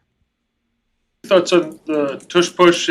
It's going to stick around. They've tried to, or a group of teams tried to overturn it. The vote did not pass. Man, I tell you what, does it become an explosive play ever? Have you ever seen a tush push become an explosive play? Does it become a first down or a touchdown? Yeah, I like explosive play. I like big plays. So I'm not a big tush push guy myself. Oh. Thank you. Yeah, I'm pretty I sure heard that was Mark Grody, by the way, from one. WSCR, the score 670. Somebody whispers at the end, you can go back and rewind our podcast, and says, I love this guy. And yes, I'll echo the sentiment. I love Ben Johnson. I like having a well-spoken, confident coach in the Bears head coaching office, everybody. I'm not going to lie about that. Okay. As far as his answer on the tush push goes, I don't think it's in Ben Johnson's playbook. I don't think we're going to see the Bears. The Bears were one of the teams that voted against it. So they don't use it. They don't utilize it. They never have utilized it, and I don't see them developing it. I think the Bears are going to become more concerned with how to stop it, because if the Bears want to get to where they want to go to, they're going to have to go through the Eagles most likely. Oh, and yeah. That means you're And probably the going to have Bills. to stop this tush push at some point if you want to be successful. So the Eagles and the Bills use tush push, and most likely the Bears will have to face either team. Sure. I just want to say, I don't know if this is true or not, but I think there is a drop off to the way the Bills are able to run it or to the success level. But that doesn't mean that they don't try like the Eagles. Well, they have another season. They might get better. Well, if they can make the Super Bowl and finally beat the Chiefs for once, maybe we can get a Tush Push v. Tush Push matchup with the Bills and Eagles and see who has the better Tush Push. Who's got bigger tushes? Super Bowl 60, everybody. Let's get ready for it. It's called Tush Push. All right.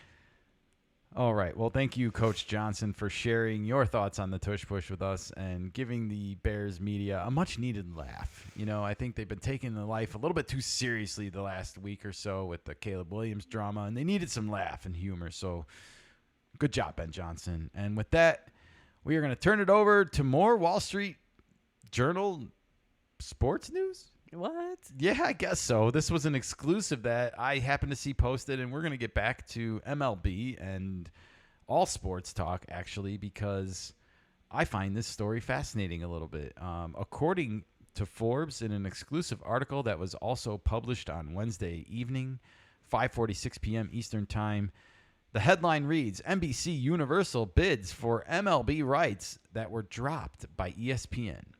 Subheadline, company aims to air games on NBC and Peacock streaming service. So as you can see, this is news that's always going to get my attention. We reported earlier in the year that ESPN is no longer going to be doing Sunday Night Baseball next year. That MLB and them have agreed to go their separate ways. I think MLB is a little bit disappointed with where they stand on the pecking order in ESPN's rank and file, and so they moved on from each other. And NBC has reached out apparently to inquire about maybe we can do business together. They want to fill in the void, basically. Well, they maybe want to pick up where ESPN has left off here. And, okay, fair enough. So let's get into the article here. This was written by Joe Flint and Jared Diamond, both, and you can go and follow both of them on social media.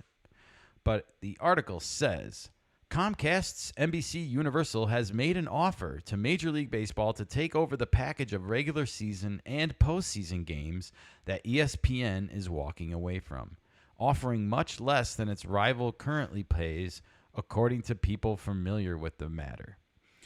ESPN in February exercised a clause to opt out of the final 3 years of its $550 million a year contract after the 2025 season.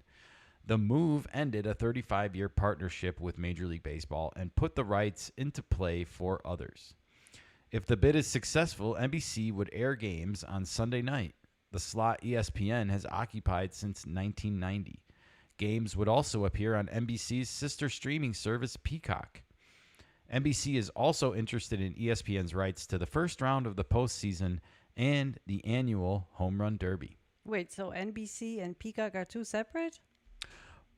No, they're just gonna work in conjunction with each other, I guess, to put out this product. You know, as a lot of people have correctly pointed out, you know, football season overlaps with baseball season, and both games can't be on NBC on Sunday night. Oh. A baseball and a football game. So there's overlap here to deal with. And there's also another sport that we're going to talk about in 1 second to deal with. But for now, I want to keep it on NBC and Major League Baseball and continue reading this article. It says the NBC offer was made earlier this month, but MLB and NBC had been talking for several weeks prior to that, one of the people involved said. So it sounds like MLB knew ESPN was going to be leaving this deal before this even happened, and they already had been talking about it. League Commissioner Rob Manfred has also discussed a potential deal with Brian Roberts, chief executive of NBC parent Comcast. People familiar with the matter said.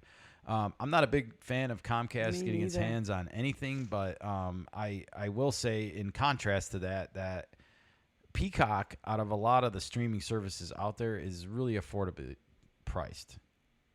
And you can even get a really nice discount right now. They are right now. The question arises, are they going to jack up the price when they get this deal? Most likely. We'll continue reading. A deal with NBC would give MLB a home on another broadcast network known for carrying big-time sporting events. The league is planning a broad overhaul of how it manages its national and local rights and aims to consolidate control of them after the 2028 season. Again, we've talked about this story on our podcast before that, this 2028 television deal seems to be a culmination of many years of work by Rob Manfred, such to the point where he's going to resign in 2029. Like, he wants to get MLB TV right and then resign. It's his life's work in a sense. It's his biggest job that he's been doing for baseball. You can talk about the rule changes he's agreed to all you want, but this has been the overarching umbrella for baseball. NBC is offering significantly less than what ESPN pays, the people said, in part because it isn't seeking the international and radio rights that the Disney-owned sports network licenses from MLB, or the rights to highlight clips. Wait, so they won't be able to get highlights from their own games? Yeah, it's a weird one. I don't know how, if you watch sports, it says, the express written consent of the sport, not the network. So the network is leasing the product to its airwaves. They don't own it. The league owns it. I understand that part, but you know how social media works. People want clips. Yeah. No, I agree. And I think that's a bigger discussion, but at the same time, it's so accepted now. There's if you want clips, just go on Twitter. Yeah. You can see them as they happen in the game. You can see home runs seconds after they happen. So you can pretty much find everything that you need on social media. I don't think highlight clips should be governed as strictly as they once were. Right? The times have changed. People's expectations have changed. International and radio rights, again, you're dealing with a world where people have cell phones in their pockets now, and even when I'm not by my TV, if I have my phone with me and I want to pay attention to a game, 9 out of 10 times I'm just going to turn the video feed on of the game I want to watch. Yeah. Not the radio feed. Well, the radio feed is always available. It is, and it just makes me wonder, is it a necessary expense? NBC doesn't seem to think that it's a necessary expense. Probably not. I don't know. I don't know either. All right. When ESPN told the league it was likely to opt out of its rights package, the network said it was willing to pay $200 million annually in a renegotiated pact, but the league declined, the Wall Street Journal previously reported. NBC also has rights to air National Football League and, starting later this year, National Basketball Association games on Sundays. It would air some baseball games on the broadcast network and others on Peacock when NBC is carrying other sports. Separately, Versant, the company comprising NBC Universal cable channels, including USA Network, is interested in potentially acquiring a baseball package. Versant isn't part of NBC's discussions with MLB. That's pretty much the end of the article. There's some information about Joe Flint and Jared Diamond on the final screen I got from you here. But Nika, it certainly looks like NBC is wanting to build some kind of a home here for Sunday night sports, if I'm reading through the lines correctly here. Do you see things similar, or... Oh, yeah. I said, do you see things similar? Sorry, folks. Nika's over there driving this whole production while we're doing it. So sometimes... I'm on a delay. She's on a delay. I think so. They want to they want to compete. They want to compete with the streaming services that are out there, like Prime, Apple TV. They all have sports, some kind of a sport. Yeah. And NBC feels left out. And they shouldn't feel that. They have the biggest sports. They do, but they want to compete on a daily basis. ESPN only had one game from Major League Baseball on Sundays? A week. That's one game a week. The All-Star festivities, not the actual game itself, but the Home Run Derby on Monday night specifically, and maybe some of the other contests and what are they called? Scrimmages. Yes. The non-official matches that go along. Like there's a celebrity softball game in the middle of the All-Star break that people watch and tune into. Okay. So there's other events that are part of All-Star Baseball Weekend, Sure. and they'll probably be on Peacock as well if this deal goes through. And then that first week of the postseason, which just drives me nuts because you have to go from ESPN one week, and then you go to FS1 the next week, and it's like every round of the playoffs is bid on and owned by someone differently. So I do hope Rob Manfred cleans this up and just can we get a one-stop shop for everything, like modernized, especially with the postseason. It drives me nuts right now when you have half of the basketball games are on Max and half of them are on ESPN, and it's like that's two separate streaming services I got to pay for if I want to watch this stuff, and I'm not doing it. Gonna do it. I'm not gonna cave. So, yeah, I thought this was a big story, and I think the one thing that got mentioned in the middle of this article, if you were paying attention, was that they also got the NBA. Mm-hmm. And a couple weeks ago, there was a big story about this that came out. If you will flip to the next slide, Nika.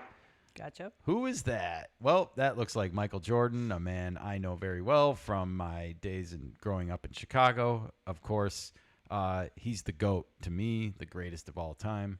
Michael Jordan joins NBC as special contributor to its NBA coverage, is the headline. The NBA icon and Hall of Famer says he is excited to join NBC's coverage, which will begin in October. So, if you didn't know, the NBA on TNT and TBS, and I think it's just TNT, but that whole show and package is going away.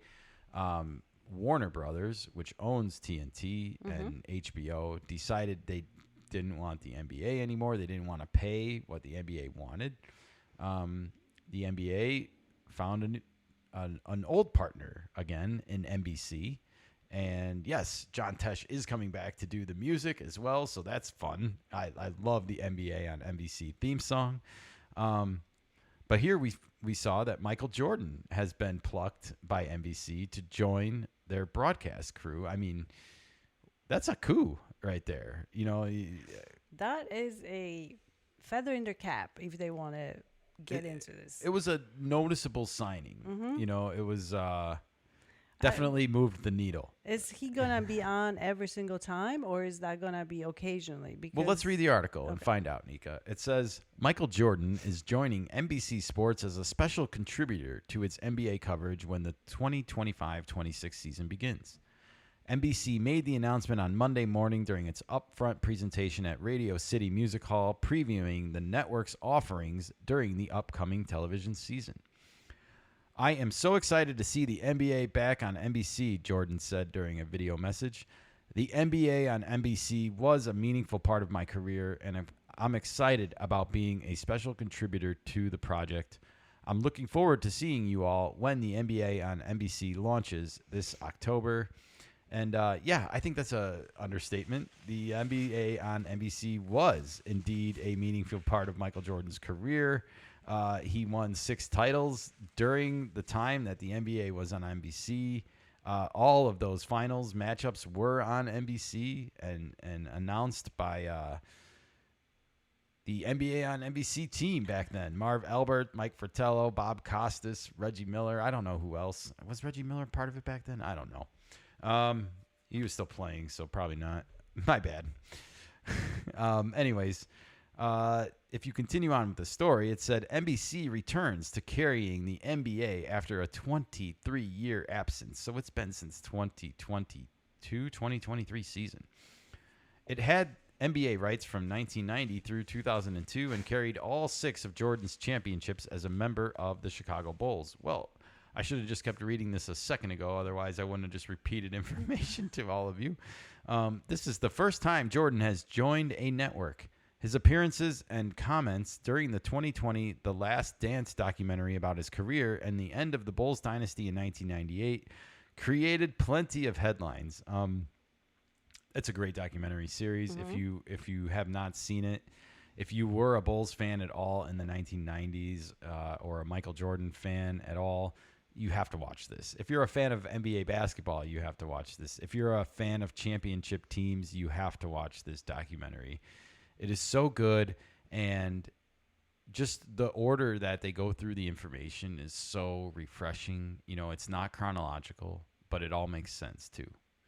And it keeps you watching. It's really well made, well edited, and well put together. There's also an additional episode on YouTube that was never part of it. Well, it's not an official episode. It's not an official. It's an unofficial follow-up though. Yes. And Michael Jordan does appear in it, and it's a documentary about Bill Wennington from Australia. Yeah. So go check that out. It's really heartwarming and heartbreaking at the same time. All right. Well, to continue the article, quote, Michael's legacy, both on and off the court, speaks for itself, NBC Sports president Rick Cordella said. Quote, we're incredibly proud to have him join our coverage. NBC's 11-year agreement with the NBA and WNBA begins in October. Peacock will exclusively stream games on Monday night, while NBC Peacock will have regional doubleheaders on Tuesday. NBC and Peacock will also launch Sunday night basketball in January. Well, there's a couple things to take out of that final paragraph there. And the one is the WNBA. We just saw in our previous show how Caitlin Clark and Angel Reese's rivalry is igniting interest in the WNBA that they haven't seen in 25 years. Yes. Well, you even watched the game yesterday. We did. We said we were going to watch more WNBA basketball, and we actually did yesterday. Everybody. You did, it and was I on liked Prime, it. and it was good. I will say, when you watch the WNBA versus the NBA right now, there is just a lot more movement by the players without the ball. And call me crazy, Nika, but I'm just more of a fan of that kind of basketball and team play. It got me watching basketball. Actually, yesterday, Yeah. I put down my phone. I was like, "Oh, this is good. It was. This was really good." I wasn't like trying to occupy my mind with something else because my eyes were bored. What I was seeing. When I watch regular NBA, it's the opposite. It's just like, oh, this is just tossing the ball across the field. That's it. Well, hopefully with the NBA coming back on NBC, maybe they bring back some of that 90s flair that they had and some of the 90s rivalries and energy. Nice. Well, the other thing I wanted to talk about, aside from the WNBA aspect of this, which I think is doubly huge. I mean, you're talking about we compared Caitlin Clark and Angel Reese to Larry Bird and Magic Johnson's rivalry that basically turned the NBA into what it is today and made it popular. Yes, Michael Jordan put the maybe finishing touches on that work, but it was started by Bird and Magic. And Caitlin Clark and Angel Reese are potentially doing that right now for the WNBA. So we're waiting for a female Michael Jordan to show up. Well, not only that, potentially, but, you know, the fact that this is being inherited now by Peacock at this time is they probably feel like, oh, they're getting something good. We got something at the right time to maybe help. If they play John Tesh's theme song for Caitlin Clark and Angel Reese, like, people are going to go nuts. They're going to love this shit. It's nostalgia plus like modernization meeting in beautiful ways, honestly. It's great. So, yeah, and maybe we'll get Michael Jordan doing commentary on a Caitlin Clark game. How cool would that be? That's one thing I have a beef with. There's just no male announcers. Like, that's all. That's all I'm going to say. They make it balanced. Yeah, I think it's disheartening and sometimes to see, for all the push to have female announcers become part of the male games. You don't see the opposite a lot. And it's like, really? That's weird. Well, it's not necessarily weird, but it's also like, why not? But you want everybody else to watch it. You don't want just females to watch the basketball. You want the whole society. Correct, but I do only want females playing in the game. Oh, yes, absolutely. I want all the females to play in the game. Absolutely. That's no doubt in my mind. You bring up a good point, and it's good to have balanced coverage, including the gender of the person, you know? And I as a male, would like to say that what the WNBA's got going on right now is better than the WNBA, or that is better than the NBA. It's a better brand of team basketball. So take that for what it's worth, entertainment value. let's flip to the last slide here I got on this story. This is from the official NBA on NBC and Peacock Twitter account. I'm still going to call it Twitter. Sorry. Not sorry. A legendary addition to our team. We're thrilled to welcome Michael Jordan as a special contributor to the NBA on NBC and Peacock. Really exciting stuff here, Nika. And I'm excited Michael Jordan's coming back to the NBA, to be honest. You know, he's had success in NASCAR as a owner of a racing team. He, of course, owned some NBA teams in the past and will probably not be engaged in those ventures in the future. And, yeah, like I said, why can't he do commentary on the WNBA also? And, hell, while we're at it, I happen to know that he played professional baseball as well. Yes, the minor leagues are professional baseball. And we just talked about how the NBA, Major League Baseball might be coming back. So will Michael Jordan ever be on the sidelines of a baseball game doing commentary? Who knows? The sky is the limit. So. I think it could happen. I don't think he's going to be on the sidelines. I think you don't think he's going to be Ken Rosenthal? He's too tall? he will tower over everybody. Come on. Michael Jordan could wear a bow tie. Sure. I think he's going to be in the studio in his comfort zone and commenting on the basketball. And I would love it. But on the sidelines, no. Oh, I would love to see him. I don't know. He's going to be a special contributor.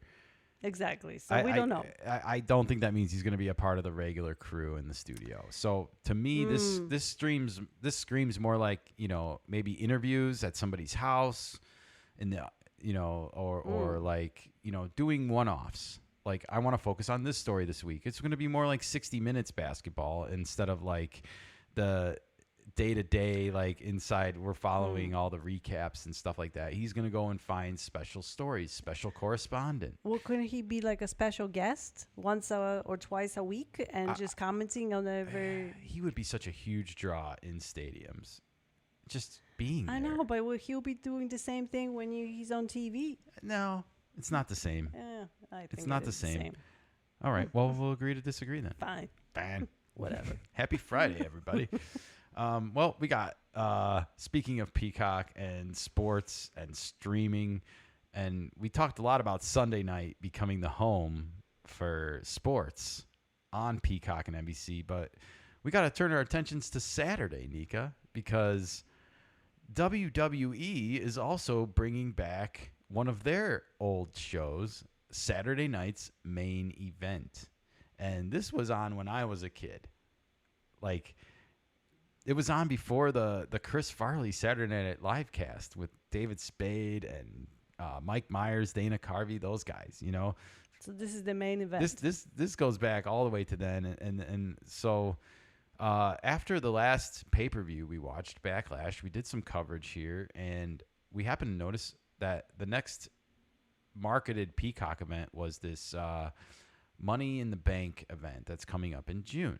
And so it made sense to me. They do these events once a month right now. And a couple days later, lo and behold, we start seeing whispers of this event, the Saturday night's main event, Saturday, May 24th, 8 Eastern, 7 Central on NBC and streaming on Peacock. This is going to be on national television, Channel 5. Well, back home in Chicago, Channel 5, along with Peacock streaming. This is huge for WWE. I agree. I cannot wait. We are really excited, actually, for this event. Maybe the most excited we've been for a wrestling event so far. But I do want to say there is one big disappointment going into this event. Is right now, as it stands, it's 2:45 Pacific time on Friday afternoon, and there is no women's matches slated for tomorrow night's contests. And I just feel it's a mistake to not have a women's match on the card. Hell, I've been enjoying some of the women's matches more than the men's matches these days. And so to not have at least one match on the card, to me, feels like a mistake. You have a nationally built-in audience here. You're going to be on national television, and you're like ignoring half of your brand, it feels like. Definitely does. I'm hoping there's going to be a surprise. Yeah, SmackDown is on tonight, which is the other weekly show aside from Raw. Raw that's is on on Netflix, Monday nights, right? On Netflix. No. SmackDown is not. It's on USA. Oh, so you got to have cable for that? You do, and it's ouch. kind of stuck in the past, if you ask me. But Yeah. I'm wondering if there's going to be a women's match announced at SmackDown tonight because they have to have women's match at this If event. not, we're gonna report it back and bitch about it. We will roast them out for this one because they deserve it. In today's modern world, this should have been their first thought, and we're not all about the identity stuff here on the Kanika Sports Show, but we are about equality. Absolutely. And this is something that is being grossly overlooked, in my opinion. Nevertheless, we have a hell of a card tomorrow night. Let's preview some of these matches, Nika. I got you. All right. Well, first up is going to be this cage match between Damian Priest and Drew McIntyre. And we saw them in this four-way match in the last Backlash pay-per-view. Damian Priest did some kind of like power bomb of Drew McIntyre through a table. And that was it. They were both knocked out afterwards, and the four-way match ended with just two people in the ring. So let's hope that these two can get all their grievances aired out with each other. I have a sneaking suspicion this might be the match of the night. This is going to be in a steel cage. They're going to be locked in there. And do they have to?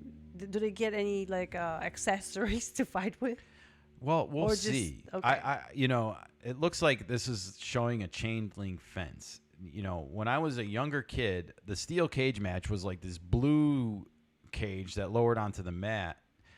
And one of the ways you could win was climbing out of the cage. How do you climb out of the cage? You're already in the cage. Well, it wasn't sealed on the top back in the day, but it wasn't also chain link. It was like blue cubes, and they were like bigger, and it just kind of like lowered on top, but it was open. Oh, I see. Okay. So now I do think it is sealed on top. The chain links like seal you in completely. So there's no getting out. I don't remember how you win these kinds of matches in modern day. Like if you have to like escape still, I think but it's hard to escape. Yeah. I'm expecting a lot of theatricality, in cage matches in the past. We've seen people get thrown off the top of the cage and some spectacular stunt work. We've seen people go through the cage. We've seen people get slammed on tacks through the cage and all sorts of crazy stunt work, and so I my optimism is high that we're going to see some fun stunt work in this match. Cool. But yeah, steel cage match for these two who have been feuding for a while now, and I hope maybe will mark the end of their feud. All right, well, if you skip ahead to the next frame, we have the WWE Undisputed Heavyweight Champion, John Cena, on his farewell tour, and he is going to be going up here against R-Truth. And if you don't know, R-Truth was slammed through a table by John Cena during his post-game press conference after the Backlash match. Or was that WrestleMania? No, that was after WrestleMania. It was after WrestleMania. Yes, that was last week. Oh, no, Backlash was last week. That was after the Wait, I don't remember. Well, either way, he got slammed through the table. I think this was after Backlash. This was after the Randy Orton match. Yeah, so that was Backlash. It was Backlash. Okay, it wasn't during the Cena won the title from the white-haired guy. Jesus. Rhodes. Yeah, Cody Rhodes. Cody Rhodes. And I forgot his name momentarily because we haven't seen him since WrestleMania. Right. And so is he on siesta somewhere recovering? I think so. Yeah.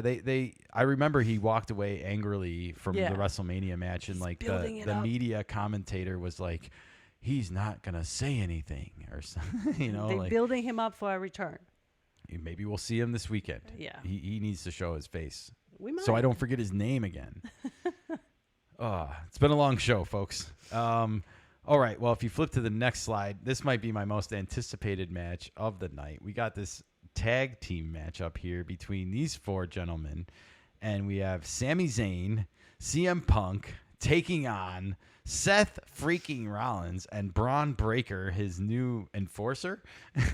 His best buddy at the moment. His dog, as Sammy called him recently.